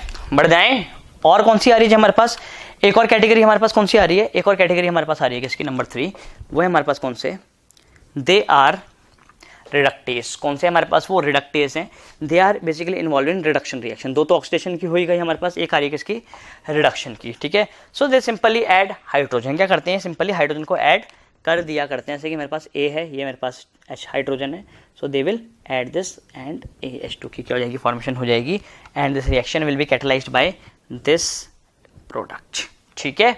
और यहाँ पे जो हमारे पास एंजाइम काम कर रहा होगा, that enzyme will be like, हमारा एग्जांपल ले सकते हैं ऐसे, हमारे पास मैं लेता हूँ नाइट्रोजन या नाइट्रो रिडक्टेस का, किस एग्जांपल लेता हूँ मैं, नाइट्रो रिडक्टेस। तो नाइट्रो रिडक्टेस क्या है हमारे पास, एक तरह का जी रिडक्टेस एंजाइम है। कैसे एंजाइम है हमारे पास, रिडक्टेस, जो भी एक्चुअली एक तरह का ऑक्सीडो रिडक्टेस टाइप है। पक्का है, मुश्किल तो नहीं आ रही, आसान है इतनी बात, ठीक है जी। चलें बढ़ जाएं आगे, चलें जी आगे बढ़ते हैं, ठीक है ना। और हम नंबर 2 पर आते हैं। तो जो नंबर 2 जो मेरे पास आ रहा है वो कौन सा है जी, मेरे पास वो है ट्रांसफरेज। दूसरी कैटेगरी जो मेरे पास यहाँ पर आ रही है वो है कौन सी, मेरे पास ट्रांसफरेज। कौन सी कैटेगरी है मेरे पास, वो ट्रांसफरेज, जिसमें क्या करा हुआ है, जिसमें मैंने कुछ एंजाइम्स को डाला हुआ है, and this enzymes are responsible for the transfer of groups. किसके लिए रिस्पॉन्सिबल है ये, they are, these enzymes are responsible for the transfer of groups. Sir जैसे कि मान लो कि किसी एक सबस्ट्रेट के पास कोई एक केमिकल ग्रुप है, क्या है, कोई एक केमिकल ग्रुप है, और हमें चाहिए कि भाई ये केमिकल ग्रुप क्या हो जाए, ये केमिकल ग्रुप इस वाले सबस्ट्रेट को मिल जाए, ठीक है। तो यहाँ पर जो काम कर रहा होगा, यहाँ पे ये जो एंजाइम काम करेगा बेसिकली, ठीक है ना, that enzyme will be known as transferase, जो बेसिकली इस पर्टिकुलर जी ग्रुप को क्या करेगा, इसको उठा के इसके पास जोड़ देगा, एंड यहाँ पे किसकी फॉर्मेशन होगी, then there will be reaction that will be carried out by this enzyme, and यहाँ से क्या होगा, यहाँ से हमारे पास जो इनिशियली जो रिएक्टेंट था, जो सबस्ट्रेट था, वो विदाउट ग्रुप हो जाएगा, और जो रिएक्टेंट आएगा उसके पास क्या होगा, उसके पास अल्टीमेटली ये हमारे पास जो एस ग्रुप है, ये या जी ग्रुप जो है हमारे पास यहाँ पे इसको प्रेजेंट होकर ऐसे करके मिल जाएगा, और यहाँ पर इसकी फॉर्मेशन हो जाएगी। पक्का, मुश्किल तो नहीं है, हाँ या ना, ठीक है। तो आपने ऐसे करके ना बहुत सारे ट्रांसफरेज एंजाइम्स आपने मुझे उम्मीद है कि आपने पढ़े होंगे। जैसे कि आप अगर लैक ओपेरॉन पढ़ा है आपने क्लास 12th में, चैप्टर नंबर 6 जो हमारे पास मॉलिक्यूलर बेसिस ऑफ इनहेरिटेंस में, लैक ओपेरॉन में हमारे पास एक एंजाइम आता है जिसको मैं कहता हूँ क्या, ट्रांस एसिटाइलेज। क्या कहता हूँ मैं इसको, ट्रांस एसिटाइलेज। वो बेसिकली क्या कर रहा होता है, वो वहाँ पर एसिटाइल ग्रुप को, कौन से ग्रुप को, एसिटाइल ग्रुप को ट्रांसफर कर रहा होता है। या मैं इसको आपको ना इसका बहुत अच्छा एग्जांपल देता हूं। आपने मिनरल न्यूट्रिशन नाम का चैप्टर पढ़ा है, मिनरल न्यूट्रिशन पढ़ा है सर, क्लास 11th में ही हमारे पास वो तो, ठीक है ना, प्लांट फिजियो में ऑलरेडी मतलब ऑब्वियसली वो आया करता है। तो उसमें क्या होता है, उसमें एक रिएक्शन दे रखी है, क्या दे रखी है उसमें हमारे पास, एक रिएक्शन दे रखी है जहाँ पे एक अमीनो एसिड को एक ऑर्गेनिक एसिड बनाया जाता है, और एक ऑर्गेनिक एसिड को अमीनो एसिड बनाया जाता है। I will give you the example, ठीक है। जैसे कि सपोज दिस इज अच्छा, अमीनो एसिड क्या होता है, अमीनो एसिड मतलब हमारा, आपको बना के दिखाया मैंने पहले भी, कि ये हमारे पास बेसिकली एक अमीनो एसिड हुआ करता है। इसके पास मान लो R1 ग्रुप है, this is H, and suppose this is NH2। कौन सा ग्रुप है इसके पास, ये हमारे पास NH2 ग्रुप है। सो this is the amino acid, क्या है हमारे पास, एक दिस इज द AA, मतलब कि अमीनो एसिड है। Okay, now listen to me. और यहाँ पर मेरे पास साथ में कौन बैठा हुआ है, कोई एक ऑर्गेनिक एसिड बैठा हुआ है, जैसे कि R2C double bond O COOH। This is an again हमारे पास एक ऑर्गेनिक एसिड, एक नॉर्मल एसिड है। और यहाँ पर क्या करनी है, ये रिएक्शन आप पढ़ते थे किसमें, फेट ऑफ अमोनिया में आप पढ़ते हैं। सॉरी, रिएक्शन को मैं सिर्फ आपको एग्जांपल लेके बता रहा हूँ, फिर मैं आपको इसका एक प्रैक्टिकल एग्जांपल दूंगा, ठीक है। देखिए यहाँ पर क्या करना है, यहाँ पर हम चाहते हैं कि ये अमीनो एसिड का जो अमीनो ग्रुप है ये इसको मिल जाए, और इसका जो C डबल बॉन्ड O है उसको मिल जाए। तो यहाँ पर क्या करेगा, यहाँ पे जो एंजाइम रिस्पॉन्सिबल होगा इस रिएक्शन को कैरी फॉरवर्ड करवाने में, आगे बढ़ाने में, that enzyme will be a transferase group, ठीक है। वो ये करेगा, उस NH2 को उठा के तो यहाँ पे लगा देगा, और साथ ही साथ यहाँ पे वो H के अटैचमेंट भी करेगा, ठीक है।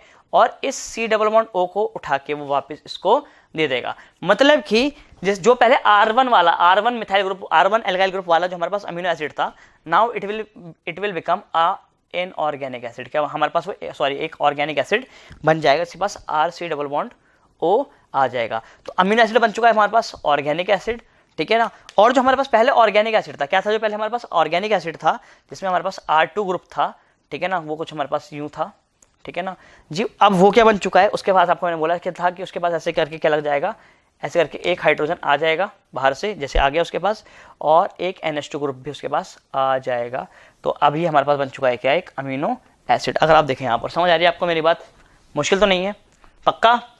सो दिस इज द एंजाइम, ठीक है ना, that catalyse this particular reaction. ठीक, इसका अगर आप एग्जांपल जानना चाहें तो आप एग्जांपल ले सकते हैं, जैसे मैं बोलता हूँ क्या, ग्लूटामिक एसिड। क्या बोलता हूँ मैं, ग्लूटामिक एसिड, जो हमारे पास क्या हुआ करता है, एक अमीनो एसिड हुआ करता है। ठीक है, एग्जांपल आप ले लें, जैसे मैं यहाँ पे लिख देता हूँ क्या, ग्लूटामिक एसिड फॉर एग्जांपल। ठीक है, ग्लूटामिक एसिड, ये सिर्फ एग्जांपल के तौर पर समझा रहा हूँ मैं आपको। ग्लूटामिक एसिड, जब ग्लूटामिक एसिड किससे रिएक्ट करता है, when it reacts with the organic acid like oxalo acetic acid. कौन से एसिड से, इसके आप एग्जांपल ध्यान रख लेना, ऑक्सैलो एसिटिक एसिड से बेसिकली वो रिएक्ट किया करता है और ये रिएक्शन आगे बढ़ा करती है। तो ग्लूटामिक एसिड जो हमारे पास एक अमीनो एसिड है, उसके अंदर से अमीनो ग्रुप को निकाल लिया जाता है और ऑक्सैलो एसिटिक एसिड में जोड़ दिया जाता है, जिस वजह से वो जो हमारे पास ऑक्सैलो एसिटिक एसिड था हमारे पास, वो बन जाता है कि हमारे पास एस्पार्टिक एसिड। क्या बन जाता है वो हमारे पास, उसकी फॉर्मेशन होती है किसकी, अमीनो एसिड की, that is the aspartic acidic formation होती है। और ग्लूटामिक एसिड जो पहले हमारे पास अमीनो एसिड था, वो कन्वर्ट हो जाएगा एक ऑर्गेनिक एसिड में। और जी कौन सा ऑर्गेनिक एसिड में कन्वर्ट होता है, कन्वर्ट होता है हमारे पास किसमें, अल्फा कीटो ग्लूटेरिक एसिड में। समझ आ रही है मेरी बात, हाँ या ना, मुश्किल तो नहीं है, पक्का। ठीक है, तो आप इस बात का बड़ा यहाँ पे ध्यान रखेंगे कि हमारे पास पहले यहाँ पर ये अमीनो एसिड था ग्लूटामिक एसिड, और जब इसको NH2 निकाल के दे दिया गया तो हमारा नया अमीनो एसिड जो बनता है, ये वाला R2 वाला, वो कौन सा है, वो है हमारे पास कौन सा, एस्पार्टिक एसिड। तो अब आपके मन में सवाल आ रहा होगा, सर इस रिएक्शन को कैटलाइज कौन करवाएगा, name the enzyme that is responsible for the catalysis of this reaction. So the enzyme is, क्योंकि क्या कर रहा है वो हमारे पास ग्लूटामिक एसिड से ट्रांसफर करवा रहा है ग्रुप को, ठीक है ना, पायरुवेट ग्रुप को या अमीनो एसिड ग्रुप को। So it is known as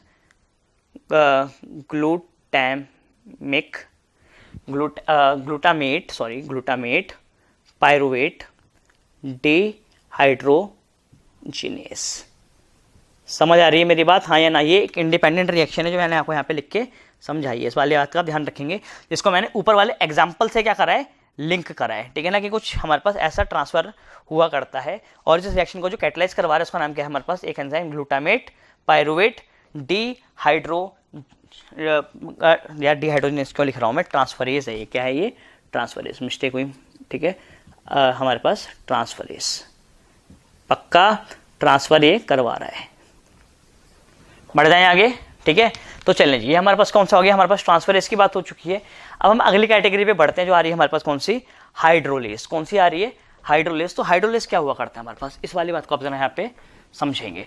ठीक है ना, हाइड्रोलेस एक्चुअली वो एंजाइम हुआ करते हैं जो हाइड्रोलिसिस करके बॉन्ड को ब्रेक किया करते हैं। क्या करके, हाइड्रोलिसिस करके बॉन्ड को ब्रेक कर दिया करते हैं। जैसे कि जितने भी हमारे पास डाइजेस्टिव एंजाइम्स हैं, क्या है, जितने भी हमारे पास डाइजेस्टिव एंजाइम्स हैं, दे ऑल आर हाइड्रोलिसिस। वो बेसिकली वाटर को ऐड करते हैं और वाटर की प्रेजेंस में क्या करते हैं, रिएक्शन को कैटलाइज करवाते हैं और बॉन्ड को तोड़ दिया करते हैं। जैसे कि इसके हमारे पास बहुत सारे एग्जांपल्स आते हैं और यहाँ पे हम उसका स्पर्म लाइसेंस की भी थोड़ी सी बात यहाँ पे हम कर लेंगे। ठीक है, तो हमारे पास जो थर्ड कैटेगरी आ रही है वो कौन सी आ रही है, वो आ रही है हमारे पास कौन सी, hydrolase. Okay, so sir what are hydrolase? Hydrolase are the reaction that catalyse the hydrolysis of bonds. ठीक है ना, बॉन्ड्स और कौन से वाले बॉन्ड्स हमारे पास, लाइक एस्टर, पेप्टाइड्स वगैरह वगैरह। मतलब कि वो बॉन्ड्स जो कंडेंसेशन रिएक्शन से बने थे। किससे बने थे हमारे पास, कंडेंसेशन रिएक्शन से बने थे। तो वहाँ पे क्या करा जाएगा, वहाँ पे वाटर की एडिशन करी जाएगी। ठीक, तो C12H22O11, जैसे हमारे पास ये हो गया क्या, माल्टोस। क्या हो गया हमारे पास, ये माल्टोस।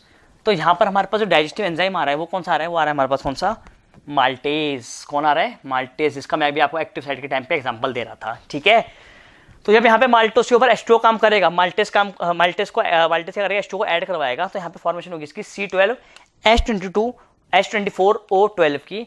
एंड यहाँ पे क्या होगा, यहाँ पे बन जाएगा कि हमारे पास C6H12O6। ठीक है, this will be the glucose के दो मॉलिक्यूल्स बन जाएंगे। ठीक है, तो यहाँ पर इसने कौन सा बॉन्ड ब्रेक करा है, यहाँ पे बेसिकली इसने ग्लाइकोसिडिक बॉन्ड को ब्रेक करा है। कौन से बॉन्ड को ब्रेक करा है इसने, ग्लाइकोसिडिक बॉन्ड को ब्रेक करा है।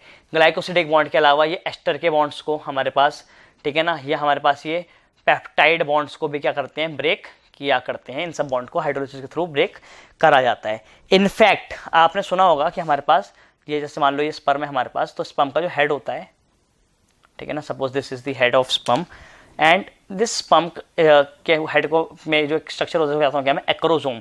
तो एक्रोसोम के अंदर भी जो एंजाइम्स हुआ करते हैं वो भी हमारे पास हाइड्रोलिटिक एंजाइम्स हुआ करते हैं।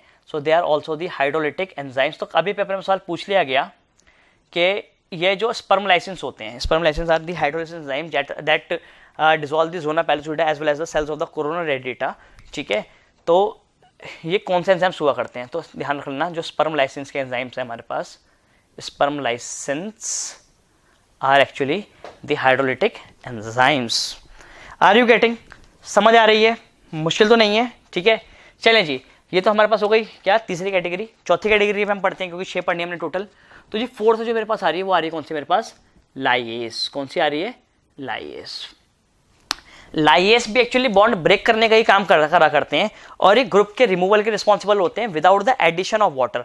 ये बिना हाइड्रोलिसिस करवाए क्या करते हैं, बॉन्ड को ब्रेक करते हैं। So they are responsible for the removal of groups या कार्बन्स को रिमूव करा करते हैं विदाउट वाटर या विदाउट हाइड्रोलाइसिस। बेटे इस बात का ध्यान रखना है कि अगर पेपर में सवाल पूछ लिया गया कि what is the difference between hydrolases and lyases, अगर तो वाटर के टर्म्स में आंसर ऑप्शंस दे रखे होंगे सो देन वेल गुड, आप बता देंगे कि जो हाइड्रोलेस हैं they use water and lyases do not use water.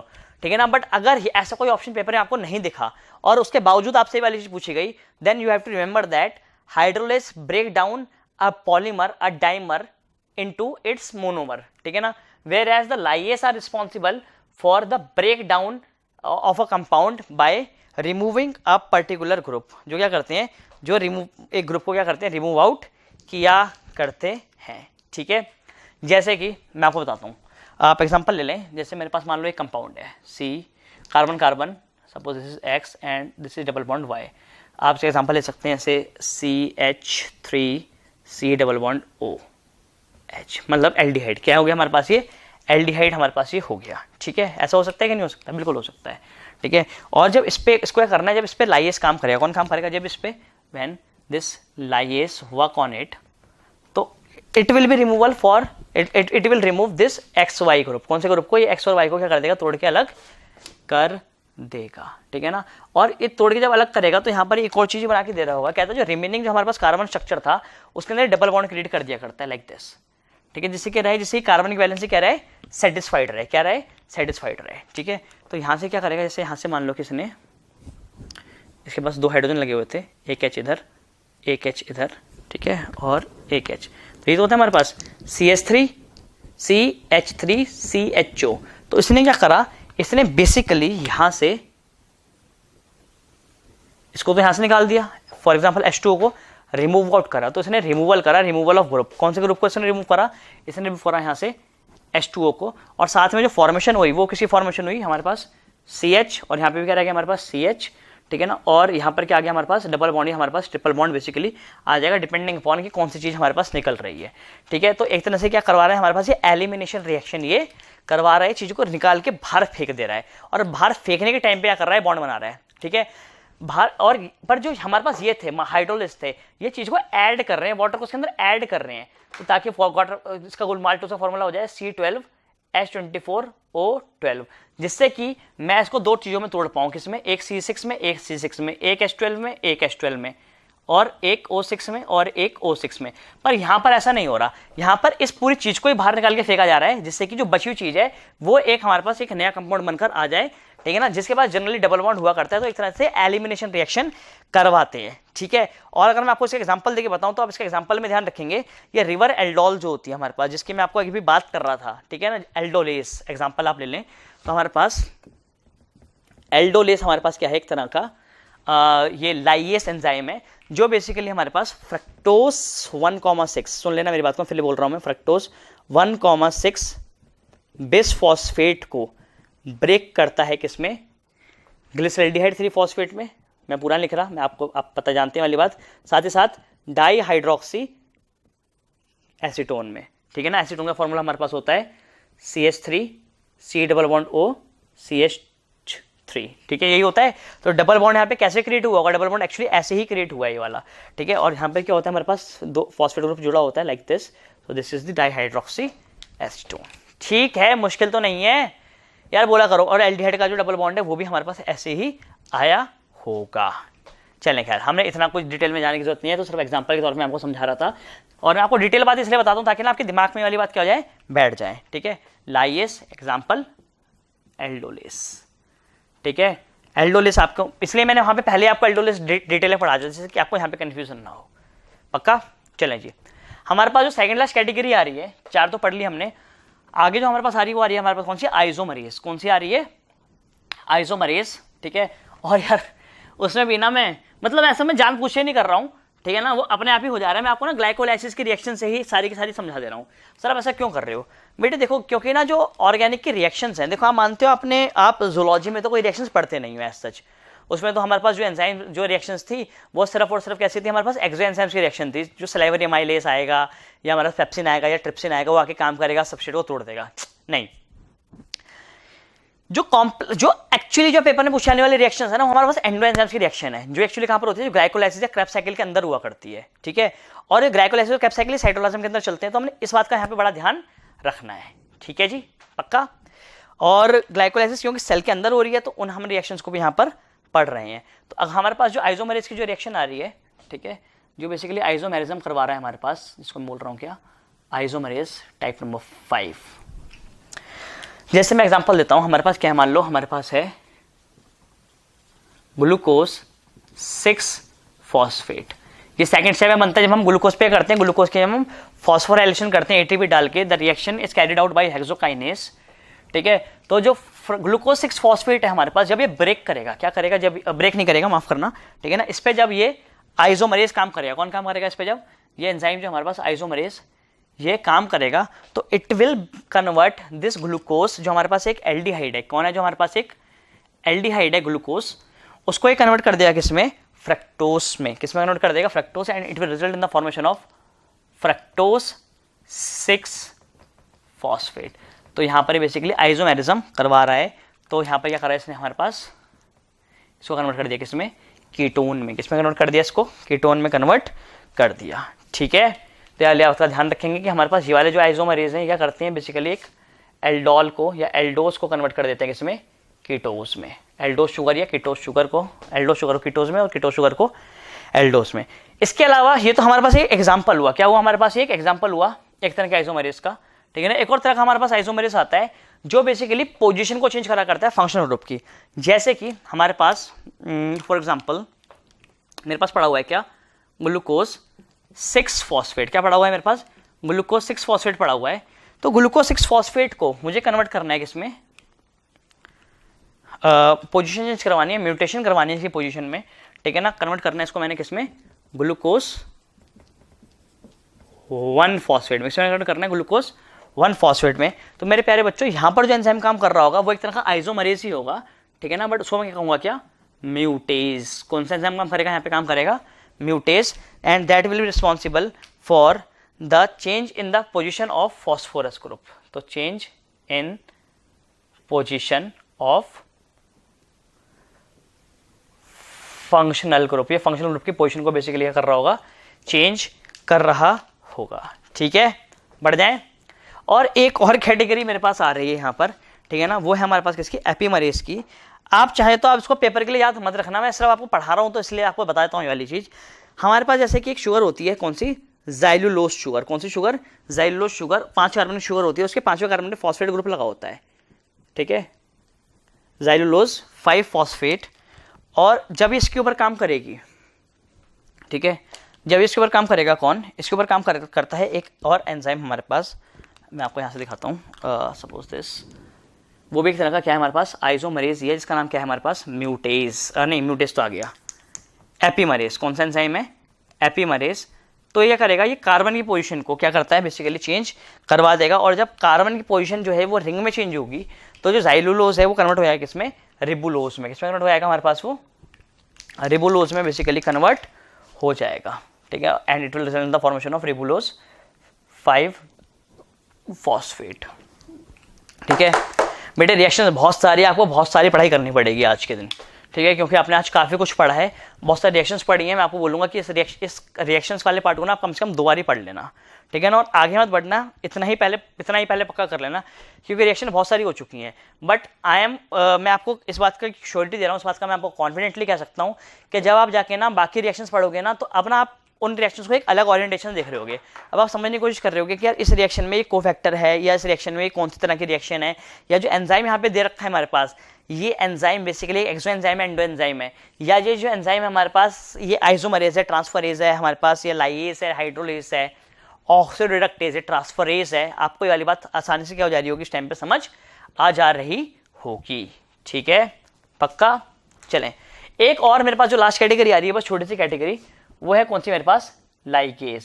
Ligase का मतलब क्या होता है, जोड़ना। क्या मतलब होता है, जोड़ना। ये जोड़ने का काम करते हैं, ठीक है। और एक तो मतलब मैं बोल देता हूँ ये चीज़ों को क्या करते हैं, अटैचमेंट रिएक्शन में बेसिकली हेल्प किया करते हैं।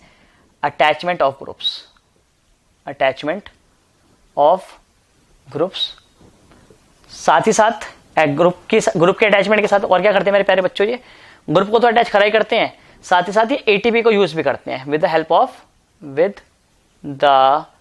Help of ATP. एटीपी को यूटिलाइज करके ही क्या करा करते हैं, इन बॉन्ड्स को, इन चीजों को क्या करते हैं, आपस में जोड़ते हैं। जैसे आप एग्जांपल ले लेंगे इसका, मान लो हमारे पास पायरुविक एसिड, कैसे एग्जांपल ले लो पायरुविक एसिड का, ठीक है ना। पायरुविक एसिड है फॉर एग्जांपल, मुझे जोड़नी है कार्बन डाइऑक्साइड। क्या जोड़नी है मुझे यहाँ पे जोड़नी है क्या, कार्बन डाइऑक्साइड मुझे जोड़नी है in the presence of, obviously आता है वाटर, एंड क्या चाहिए होगा, एटीपी तो चाहिए ही होगी, एटीपी की तो बड़ी रिक्वायरमेंट है। तो इस रिएक्शन को कैटेलाइज करवाने के लिए, इस रिएक्शन को कैटेलाइज करवाने के लिए एक एंजाइम आएगा, ऑब्वियसली बात है सब्सट्रेट के नाम से जाना जाएगा, तो उसको क्या होगा, क्या मैं पायरुवेट, क्योंकि कार्बन डाइऑक्साइड को जोड़ रहा है उसके साथ, तो पायरुवेट कार्बोक्सिलेज, क्योंकि ज्वाइनिंग एंजाइम है, so that will be known as ligase. क्या कहलाएगा, किस कैटेगरी में आएगा हमारे पास, वो लाइगेज की कैटेगरी में आएगा।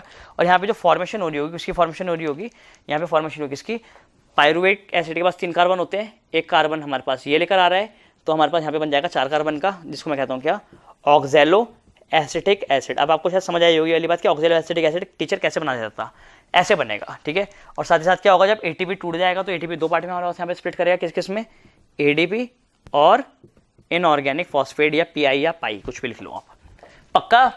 तो जी यहाँ पर क्या होगा, मेरे पास ये 6 तरह के एंजाइम्स बेसिकली हो गए हैं। IUBN के हिसाब से मैं एंजाइम्स को इन 6 कैटेगरीज में क्या कर सकता हूँ, क्लासीफाई कर सकता हूँ। पहला मेरे पास कौन सा है, पहला है मेरे पास ऑक्सीडोरेडक्टेज, फिर है मेरे पास ट्रांसफरेज, फिर है मेरे पास हाइड्रोलेज, फिर है मेरे पास लाइएस, फिर है मेरे पास कौन सा आइसोमरेज, और फिर है मेरे पास कौन सा लाइगेज। तो आपने इन 6 कैटेगरीज को क्या करना है, बड़े ध्यान से रखना है, ठीक है। मैं आपको बता दूं कि अभी एंजाइम्स हमारे पास पूरा नहीं हुआ है, एंजाइम्स इसके पास क्या बची हुई है, एंजाइमेटिक एक्टिविटी बची हुई है। पर मैं आपसे फिर कह रहा हूं कि सबसे पहले आप क्या करें, आप इतना पार्ट प्रिपेयर कर लें, क्योंकि फ्रैंकली स्पीकिंग सबसे ज्यादा जो इंपॉर्टेंट पार्ट है बायोमोलिक्यूल चैप्टर में कौन सा है, वो एंजाइम्स ही हैं। एंजाइम से नंबर ऑफ क्वेश्चंस क्या है, बहुत ज्यादा पूछे गए हैं। और उसका एक रीजन ये भी है क्योंकि ना क्लास 12th में यहाँ पर हमारे पास बायोमोलिक्यूल्स दे रखा है, उसमें ना एंजाइम्स की बहुत ज़्यादा बात नहीं करी गई है। वहाँ पर बेसिकली बात करी गई है chemical reactions of carbohydrates, lipids की कोई वहाँ पे बात नहीं करी गई है, वहाँ पे प्रोटीन्स की बहुत ज़्यादा बात करी गई है। तो कार्बोहाइड्रेट्स और प्रोटीन्स वो सोचता है कि बच्चा उस लेवल का समझ ले, पर क्योंकि उसने कहीं ना कहीं क्या एंजाइम्स के बारे में, लिपिड्स के बारे में ज़्यादा नहीं पढ़ा होता, इसलिए वो इन 2 टॉपिक से क्या करता है, थोड़ा सा बाहर से उठ के सवाल पूछ लेता है, ठीक है। तो यहाँ तक मैंने आपको इतना पढ़ा दिया है, आप पहले इतना पढ़ लें और फिर आप आगे बढ़ें, ठीक है जी। चलें जी, बढ़ते हैं आगे।